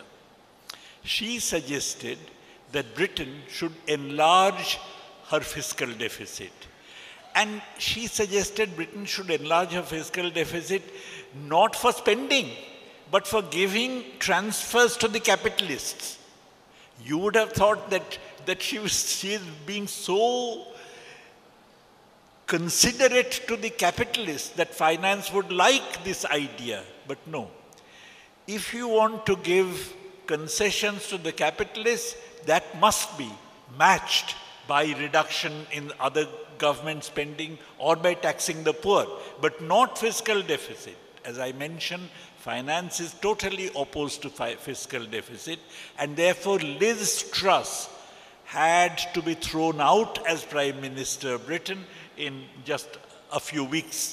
She must be the shortest serving Prime Minister of that country, who actually remained Prime Minister only for a very short time because finance capital just threw her out because she was proposing an enlargement in the fiscal deficit. Now, what this actually means is that contemporary fascism, while it has all the features, all the repressive features, all the anti-minority features, does not even have the capacity to generate employment. Therefore, it is purely negative. It is purely an expression of class rule. This became evident during the Karnataka elections. In Karnataka, while Congress was promising all kinds of things, that we will give 10 kilos of rice free to the BPL population and so on, what did Modi promise? Modi didn't promise anything. Modi campaigned vigorously, but Modi said, Jai Bajrang Bali. Once you give the vote, you say Jai Bajrang Bali. In other words, he was trying to cash in on people's religious sentiments, not a promise of any improvement in their economic conditions. That is a discourse shift that fascism always tries to bring about and does succeed in bringing about, and that is why it is useful to monopoly capital. That's why you have the corporate fascist alliance. നോക്കൂ, മൂലധനം എത്ര ശക്തമായിട്ടാണ് പ്രവർത്തിക്കുന്നത് എന്നൊരു ഉദാഹരണം പറയാം. ഇപ്പോൾ Liz truss ബ്രിട്ടൻ്റെ പ്രധാനമന്ത്രിയായി. അവർ ബ്രിട്ടനിൽ വലിയ ധനക്കമ്മി ഉണ്ടായിരുന്നു. അതിനെ സംബന്ധിച്ചൊരു പരിഹാര നിർദ്ദേശം അവർ വെച്ചു. ആ പരിഹാര നിർദ്ദേശം മുതലാളിത്തത്തിന് സൗജന്യം ചെയ്യുന്നതായിരുന്നു ആ പരിഹാര നിർദ്ദേശം. പക്ഷേ എന്നാൽ പോലും ധനക്കമ്മി നിലനിർത്തിക്കൊണ്ടാണ് അങ്ങനെ ഒരു സമീപനം അവരെടുത്തത്. മൂലധന താല്പര്യങ്ങൾക്കെതിരാണ് എന്നുള്ളത് കൊണ്ട് അവർക്ക് പുറത്തു പോകേണ്ടി വന്നു. ബ്രിട്ടൻ്റെ ചരിത്രത്തിലെ ഏറ്റവും കുറഞ്ഞ കാലം ഭരിച്ച പ്രധാനമന്ത്രിയായി ലിസ് ട്രസ് മാറി. തൊഴിലില്ലായ്മ ഉൾപ്പെടെയുള്ള പ്രശ്നങ്ങളെ അഡ്രസ്സ് ചെയ്യുന്നതിന് മുതലാളിത്തത്തിന് സഹായം ചെയ്തുകൊണ്ടുള്ള നിലപാട് സ്വീകരിച്ചിട്ടും അവർക്ക് നിലനിൽക്കാനായില്ല. ഇപ്പോൾ നമുക്ക് കാണാൻ കഴിയും, തൊഴിലില്ലായ്മ മുതലാളിത്തത്തിൻ്റെ ഈ മൂലധനാധിപത്യ കാലത്ത് തൊഴിൽ നൽകാൻ സാധിക്കുന്നില്ല. അതിൻ്റെ കാരണം എന്തുകൊണ്ടെന്നാൽ ഇത് കൃത്യമായ മൂലധന വർഗ ഭരണമാണ്. അത് ഉപയോഗപ്പെടുത്തുന്ന ചില രീതികൾ നമുക്ക് ഇപ്പോൾ ഇന്ത്യയിൽ കാണാൻ വേണ്ടി സാധിക്കും. ഇപ്പോൾ കർണാടകയിലെ തെരഞ്ഞെടുപ്പ് സന്ദർഭത്തിൽ കോൺഗ്രസ് ചില സൗജന്യങ്ങൾ പറഞ്ഞു, ദരിദ്രർക്ക് പ്രത്യേകമായിട്ടുള്ള ചില ആനുകൂല്യങ്ങൾ, വീട്ടമ്മമാർക്കുള്ള പെൻഷൻ തുടങ്ങിയ കാര്യങ്ങളെല്ലാം പറഞ്ഞു. എന്നാൽ മോഡി പറഞ്ഞുകൊണ്ടിരുന്നത്, അദ്ദേഹം ഈ ജീവിതവുമായി ബന്ധപ്പെട്ട ഒരു കാര്യവും പറഞ്ഞില്ല. മതപരമായ വികാരം ഉണർത്തിവിടുന്നതിന് വേണ്ടി ജയ് ബ്രജരംഗ് ബലി എന്ന നിലയിലാണ് പ്രധാനമന്ത്രിയുടെ തന്നെ ക്യാമ്പയിൻ ഉണ്ടായിരുന്നത്. ഇത് എപ്പോഴും ഫാസിസം ഉപയോഗിക്കുന്ന രീതിയാണ്. മൂലധന താല്പര്യങ്ങൾ സംരക്ഷിക്കുന്നതിന് വേണ്ടി സങ്കുചിത വികാരങ്ങൾ ഉയർത്തിയെടുക്കുക എന്നുള്ളത് എക്കാലത്തും ഫാസിസം ഉപയോഗിക്കുന്ന രീതിയാണ്. It is not possible to overcome unemployment within the context of neoliberalism. Any government that wishes to overcome unemployment must be prepared to pull out of this world neoliberal regime, because, as I mentioned, there would be huge capital outflows, huge financial outflows. So you have to control those outflows. So once you control those outflows, you are no longer in a neoliberal regime. Therefore, within neoliberalism, there is no solution to the current crisis and the current unemployment. Any government that provides a solution must be prepared to confront globalized finance, and the only way of doing so is to de-link from the existing neoliberal order. But you can ask the question, can a government actually find resources to overcome unemployment? Is it possible that we can overcome unemployment? I would say yes. Not only is it possible to overcome unemployment, it is possible to build a welfare state in India. നോക്കൂ, നമ്മുടെ സമകാലിക ലോകത്ത് തൊഴിലില്ലായ്മ ഉൾപ്പെടെയുള്ള പ്രശ്നങ്ങൾ പരിഹരിക്കാൻ മുതലാളിത്ത വാഴ്ചയ്ക്ക് സാധ്യമല്ല. LPG കാലത്ത് ഏതെങ്കിലും ഗവൺമെൻറ് അങ്ങനെ ചിന്തിച്ചാൽ LPG ഗവൺമെൻറ്റിൻ്റെ ഈ നിയോ ലിബറൽ നയങ്ങളുടെ ചങ്ങലക്കണ്ണിക്ക് പുറത്തു വരുന്നതിന് വേണ്ടി തയ്യാറാവണം. ഇതിനകത്ത് സമകാലിക വ്യവസ്ഥയിലെ നിയോ ലിബറൽ സാമ്പത്തിക വ്യവസ്ഥയ്ക്കകത്ത് നിന്നുകൊണ്ട് ഈ പ്രതിസന്ധിക്ക് പരിഹാരം കാണാനാവില്ല, തൊഴിലില്ലായ്മ ഉൾപ്പെടെയുള്ള പ്രശ്നങ്ങൾക്ക്. അതുകൊണ്ട് തന്നെ പ്രതിസന്ധിക്ക് പരിഹാരം കാണണമെന്ന് ആഗ്രഹിക്കുന്ന ആളുകൾ മൂലധന വാഴ്ചയുമായി ഏറ്റുമുട്ടി മൂലധന വാഴ്ചയുടെ ചങ്ങലക്കണ്ണിക്ക് പുറത്തേക്ക് വരണം എന്നതാണ്. തൊഴിലില്ലായ്മ ഉൾപ്പെടെയുള്ള പ്രശ്നങ്ങൾക്ക് പരിഹാരം കാണാൻ കഴിയുമെന്നാണ് എൻ്റെ അഭിപ്രായം. ക്ഷേമരാഷ്ട്രം നിർമ്മിക്കാൻ സാധിക്കുമെന്നാണ് എൻ്റെ അഭിപ്രായം. അതിന് നിലവിലുള്ള മൂലധനാധിപത്യ വ്യവസ്ഥയുമായി ഏറ്റുമുട്ടി പുറത്തേക്ക് വരണം. The need to build a welfare state in India, to provide every citizen a decent standard of life, is something which has been recognized now by all parties other than the BJP. In fact, the Congress party itself has been talking about providing a basic minimum income, that everybody in the country must have a basic minimum income. But this basic minimum income is not good enough because of the fact, three reasons. First, if you provide a basic minimum income, then that gives the impression as if the state is doing charity. That like the poor people require some support and the state is giving some support. It's an act of charity. It's an act of charity which can be overturned. Your government provides basic minimum support. Next government may come and say, no, we don't have enough money, we are not going to provide basic minimum support. And thirdly, even if you give people money, they cannot send their children to school unless there are schools in your village. You cannot send your ailing father to a hospital unless there is a hospital nearby. Therefore, it is not enough to give money to the people. What you have to do is to build all these infrastructures, without which money means nothing. Therefore, the basic minimum income approach is an approach that is unsatisfactory.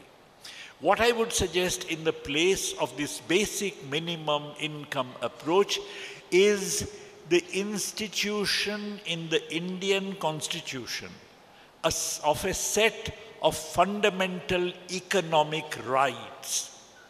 Every citizen must have a set of fundamental economic rights whose violation should enable the citizen to take the government to court.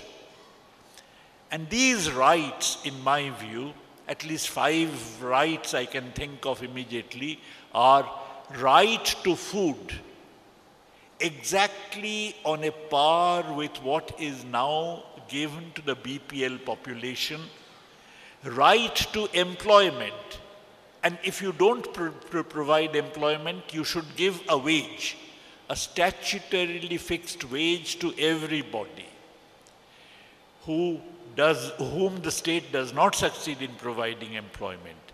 A right to free, quality health care along the lines of the National Health Service, which exists in many advanced countries and which of course had existed in the Soviet Union.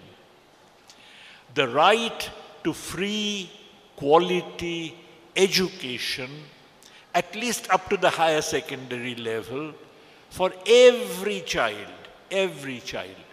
And finally, the right to old age pension, that's a living pension, and disability benefits. The old age pension I had calculated should be about 3,000 rupees per month. Do you know how much the old age pension today? That non-contributory, in other words, I'm talking about non-contributory. The state must give it to anybody who is not drawing pension from some other source, a certain old age pension. The old age pension that exists today is 200 rupees per month, which is ridiculous. You can't live on 200 rupees per month. So I'm living old age pension and disability benefits. The 5 minimal fundamental economic rights on a par with the fundamental political rights we have in the Constitution. This should be written into the Constitution, and not providing should be something for which the citizen can take the government to court.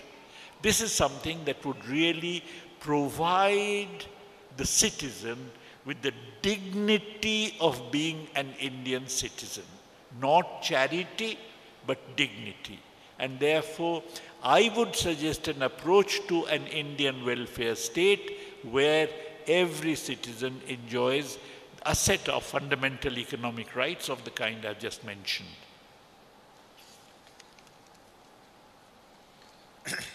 ക്ഷേമരാഷ്ട്രം നിർമ്മിക്കാൻ എല്ലാ പൗരനും minimum ജീവിതാവകാശങ്ങൾ ഉണ്ടാക്കണം എന്നത് BJP ഒഴികെ മറ്റെല്ലാ രാഷ്ട്രീയ പാർട്ടികളും അംഗീകരിക്കുന്നതാണ്.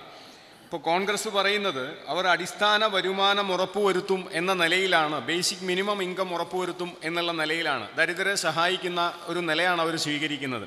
ഏതാണ്ട് ഒരു ചാരിറ്റി പ്രവർത്തനം പോലെയാണ്. ഒരു ഗവൺമെൻറ് ചെയ്യും, മറ്റു ഗവൺമെൻറ്റുകൾ വന്നാൽ ഞങ്ങളുടെ കയ്യിൽ പണമില്ല എന്ന് പറഞ്ഞ് ചെയ്യാതിരിക്കും. ഇങ്ങനെ ഗവൺമെൻറ് പണം കൊടുത്താൽ പോരാ, നമ്മുടെ നാട്ടിൽ അടിസ്ഥാനപരമായി അതിന് ഉപയോഗപ്പെടുത്താൻ സാധിക്കുന്ന ഇൻഫ്രാസ്ട്രക്ചർ രൂപപ്പെട്ടു വരേണ്ടതുണ്ട്. സ്കൂൾ വേണം, ആശുപത്രി വേണം, ഇങ്ങനെയുള്ള സംവിധാനങ്ങളെല്ലാം ഉണ്ടാവേണ്ടതാണ്. അടിസ്ഥാന വരുമാനം ഉണ്ടാക്കിയെടുക്കുക എന്നുള്ളതല്ല, ബേസിക് മിനിമം ഉണ്ടാക്കിയെടുക്കുക എന്നത് ചാരിറ്റി പ്രവർത്തനം പോലെ രൂപപ്പെടുത്തുകയല്ല. എൻ്റെ അഭിപ്രായത്തിൽ മൗലികമായ സാമ്പത്തിക അവകാശങ്ങളായി ഇത് മാറണം. റൈറ്റ് ടു ഫുഡ്, ഭക്ഷണത്തിനുള്ള അവകാശം, അതുപോലെ തന്നെ തൊഴിലിനുള്ള അവകാശം, ഇതെല്ലാം മൗലികമായ അവകാശങ്ങളായി മാറണം. അങ്ങനെ തൊഴിൽ കൊടുക്കാനും അതുപോലെ തന്നെ ആരോഗ്യ പരിചരണത്തിനുമുള്ള അവകാശങ്ങളെല്ലാം, അതുപോലെ സെക്കൻഡറി തലം വരെ ഉള്ള സ്കൂൾ വിദ്യാഭ്യാസത്തിനുള്ള അവകാശം, മുതിർന്ന പൗരന്മാർക്ക് പെൻഷൻ കൊടുക്കുന്നത്, ഭിന്നശേഷിക്കാർക്ക് പെൻഷൻ കൊടുക്കുന്നത്, ഇതെല്ലാം മൗലിക അവകാശങ്ങളുടെ കൂട്ടത്തിൽ പെടണം. ഇങ്ങനെ പെൻഷൻ കൊടുക്കുന്നത് നോൺ കോൺട്രിബ്യൂട്ടറി ആവണം. അവരുടെ വിഹിതം വാങ്ങിച്ചുകൊണ്ടല്ല, അല്ലാത്ത നിലയിലാണ് ഈ പെൻഷൻ എല്ലാം കൊടുക്കേണ്ടത്. ഇപ്പോൾ പെൻഷൻ കൊടുക്കുന്നത് 200 രൂപയാണ്. ശുദ്ധ ബോഷ്കാണ് അങ്ങനെ ഒരു സമീപനം ചെയ്യുന്നത്. മൗലികമായ സാമ്പത്തിക രാഷ്ട്രീയ അവകാശങ്ങൾ നൽകുകയാണ്. ചില സൗജന്യങ്ങൾ, അത് ചാരിറ്റി പോലുള്ളത് നൽകുകയല്ല. ഈ നമ്മുടെ ഭരണഘടന തന്നെ പറയുന്നുണ്ട് പൗരൻ്റെ മൗലികമായ സാമ്പത്തിക രാഷ്ട്രീയ അവകാശങ്ങളെക്കുറിച്ച്. അത് ഉറപ്പുവരുത്തുകയാണ് ഈ കാലത്ത് ചെയ്യേണ്ടത്. You see, if you give these 5 fundamental rights to every citizen, free, in that case, also the quarrels we find that please include my community in the reserved category for whom there are some seats reserved. Please include my community in the OBC category, in which case I can get some OBC reservation. Please include my community in some category. All those things which divide the people would disappear. If everybody has these fundamental rights, then there's no question of some being provided with reservations, not others, and so on.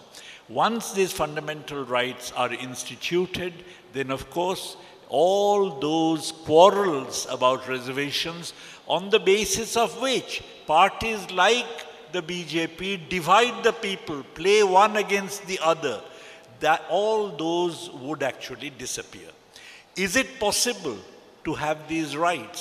Of course, to have them, you would require changes in the production structure and so on, but purely financially, it is easy, it is certainly possible.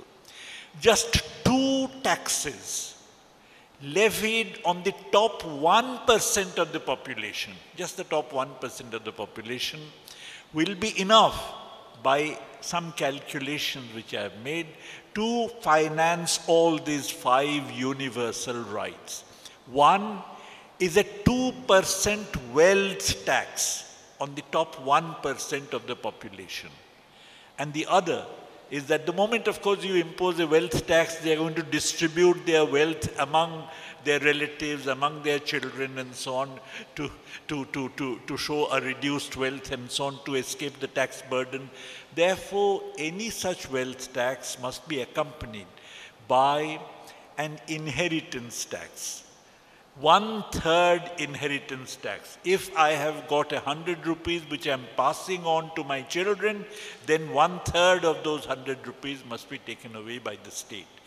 Just 2 taxes levied on the top 1% of the population would be enough to raise enough resources to finance these 5 fundamental economic rights. ഈ മൗലിക അവകാശങ്ങൾ നൽകിയാൽ സമൂഹത്തിലുണ്ടാക്കുന്ന BJP ഉണ്ടാക്കുന്ന ഭിന്നതകൾ ഒഴിവാക്കാം. ഇപ്പോൾ നാം കണ്ടുകൊണ്ടിരിക്കുന്നത് എന്നെ OBC ആക്കൂ, എൻ്റെ സമൂഹത്തിൽപ്പെട്ടവരെ SC ആക്കൂ, പട്ടികവർഗത്തിൽ ചേർക്കൂ തുടങ്ങിയ സമ്മർദ്ദങ്ങളാണ്. എല്ലാവർക്കും നേരത്തെ പറഞ്ഞ 5 മൗലിക അവകാശങ്ങൾ ലഭ്യമായാൽ ഈ സമ്മർദ്ദം ഉയർന്നു വരില്ല. BJPയുടെ ഭിന്നിപ്പിച്ചു ഭരിക്കൽ രാഷ്ട്രീയം ഉപയോഗപ്പെടുത്താൻ അവർക്ക് സാധിക്കില്ല. ഉൽപ്പാദന മേഖലയിൽ വലിയ മാറ്റമൊന്നും വരുത്താതെ നമുക്കിത് ചെയ്യാൻ സാധിക്കുന്നതാണ്. അത് ഇപ്പോൾ നിലവിലുള്ള അതിസമ്പന്നരായ 1% ആളുകൾക്ക് ചെറിയ തോതിലുള്ള ഒരു നികുതി ചുമത്തിയാൽ മതി. 2% നികുതി ചുമത്തിയാൽ ഈ അവരുടെ സമ്പത്തിനും വരുമാനത്തിനും അതുപോലെ തന്നെ പിന്തുടർച്ചാവകാശത്തിൽ കിട്ടുന്ന സമ്പത്തിനും ചെറിയൊരു ശതമാനം നികുതി ചുമത്തിയാൽ ഈ പറയുന്ന 5 മൗലിക അവകാശങ്ങൾ നിർവഹിച്ചു കൊടുക്കാൻ വേണ്ടി സാധിക്കും. 1% അതിസമ്പന്നർക്ക് 2% നികുതി ചുമത്തിയാൽ ഈ 5 മൗലിക അവകാശങ്ങൾ നടപ്പിലാക്കുന്നതിനുള്ള ധനം സമാഹരിക്കാനും അത് നിർവഹിക്കാനും സാധിക്കുമെന്നതാണ് ഇന്നത്തെ സ്ഥിതി. The moment you do, it is therefore perfectly possible. Resources exist, finance exists, but of course there will be political opposition. They have the political opposition from all kinds of vested interests. And therefore, to overcome that political opposition, the people have to be mobilized, in which the left has to play a big role. So these fundamental economic rights can come into being only with the intervention, with the purposeful intervention of the left. Therefore, the way I see it is that today the world economy, and with it the Indian economy, is at a very critical point. On the one hand, there is fascism, tremendous growth of fascism, which is trying to suppress the people by making them fight against fellow working people belonging to a different religion. Therefore, it is a diabolical, devilish plot to divide the people in order to assert the rule of monopoly capital. On the other hand, if we are going to break out of it, we cannot break out of it within the neoliberal framework. We have to go beyond the neoliberal framework. To go beyond the neoliberal framework and institute, for example, these fundamental economic rights I'm talking about, then you will have to de-link yourself from globalized finance capital that is going to naturally be opposed by globalized finance capital, opposed by US imperialism, opposed by advanced country imperialism, and so on. And therefore, these are the two ways open to us. One is the ways of fascism, the other is ultimately the way of the left. We have to therefore choose the way of the left and to lead people forward. But of course, today the world is in a very critical stage. Many people are talking about the decline of Western imperialism. The Ukraine war is bringing out the decline of Western imperialism. NATO, with massive strength, is still not able to make much headway in this war. Therefore, the world is changing. The world is changing and in the verge of further fundamental changes. I think our country should be a part of this change, and that is why the left has to take the lead in mobilizing people to bring about this alternative agenda. നോക്കൂ, നമ്മുടെ സമൂഹത്തിൽ ഇത് സാധ്യമാണ്. ഇപ്പോൾ ധനമുണ്ട്, ആ ധനം ഉപയോഗപ്പെടുത്തുന്നതിനുള്ള രാഷ്ട്രീയം ഉയർന്നു വരണം, ജനങ്ങളെ സംഘടിപ്പിക്കണം, അതിന് ഇടതുപക്ഷം നേതൃത്വം കൊടുക്കണം. ജനങ്ങളെ സംഘടിപ്പിക്കുന്നതിന് വളരെ ശക്തമായി, പ്രത്യേകമായി, ബോധപൂർവമായ ഇടതു നേതൃത്വത്തിലുള്ള പോരാട്ടങ്ങൾ ഉയർന്നു വരേണ്ടതുണ്ട്. ലോകവും ഇന്ത്യയും നിർണായകമായ ഒരു സന്ദർഭത്തിലാണ്. ഒന്ന്, മുതലാളിത്ത വ്യവസ്ഥയുടെ പ്രതിസന്ധിയുടെ ഭാഗമായി ഫാസിസം രൂപപ്പെട്ടു വരികയാണ്. ജനത്തെ വലിയ തോതിൽ അടിച്ചമർത്തുന്നുണ്ട്. ജനങ്ങളെ ഭിന്നിപ്പിക്കുന്നതിന് വളരെ പൈശാചികമായ നിലപാടുകളാണ് അവർ സ്വീകരിക്കുന്നത്. നമുക്ക് ഈ LPG നയങ്ങളുടെ ഫ്രെയിം വർക്കിനകത്ത് നിന്ന് ബ്രേക്ക് ചെയ്ത് പുറത്തു വരണം, അതിൽ നിന്ന് ഡീലിങ്ക് ചെയ്യണം, അതിൽ നിന്ന് പുറത്തേക്ക് വരേണ്ടതുണ്ട്. സ്വാഭാവികമായും ധനമൂലധനത്തിൻ്റെയും US നേതൃത്വത്തിലുള്ള സാമ്രാജ്യത്വത്തിൻ്റെയും വലിയ എതിർപ്പുകൾ ഉണ്ടാവും. ആ എതിർപ്പിനെ അതിജീവിക്കാൻ ജനങ്ങളെ അണിനിരത്തി പോരാടുക എന്നതാണ്. നാം ഏത് തിരഞ്ഞെടുക്കുന്നു? ഒന്ന്, ധനമൂലധന വാഴ്ചയുടെ ചങ്ങലക്കണ്ണിക്കകത്ത് നിൽക്കുകയാണോ, അത് ബ്രേക്ക് ചെയ്ത് പുറത്തു വരികയാണോ? ഇതിൽ ഏത് തിരഞ്ഞെടുക്കുന്നു എന്നത് പ്രധാനമാണ്. ഇന്ന് വളരെ നിർണായകമായ ഒരു സ്ഥിതിയിലാണ്. പടിഞ്ഞാറൻ രാജ്യങ്ങളുടെ നയങ്ങൾ നാം ഉക്രൈൻ യുദ്ധത്തിൽ കണ്ടുകൊണ്ടിരിക്കുകയാണ്. ഉക്രൈൻ യുദ്ധത്തിൽ റഷ്യയുടെ ഭാഗത്തുനിന്ന് വലിയ മുന്നേറ്റം ഉണ്ടായില്ല എന്ന് പറയുന്നു. പക്ഷേ ഉക്രൈനെതിരായിട്ടുള്ള യുദ്ധമെന്ന്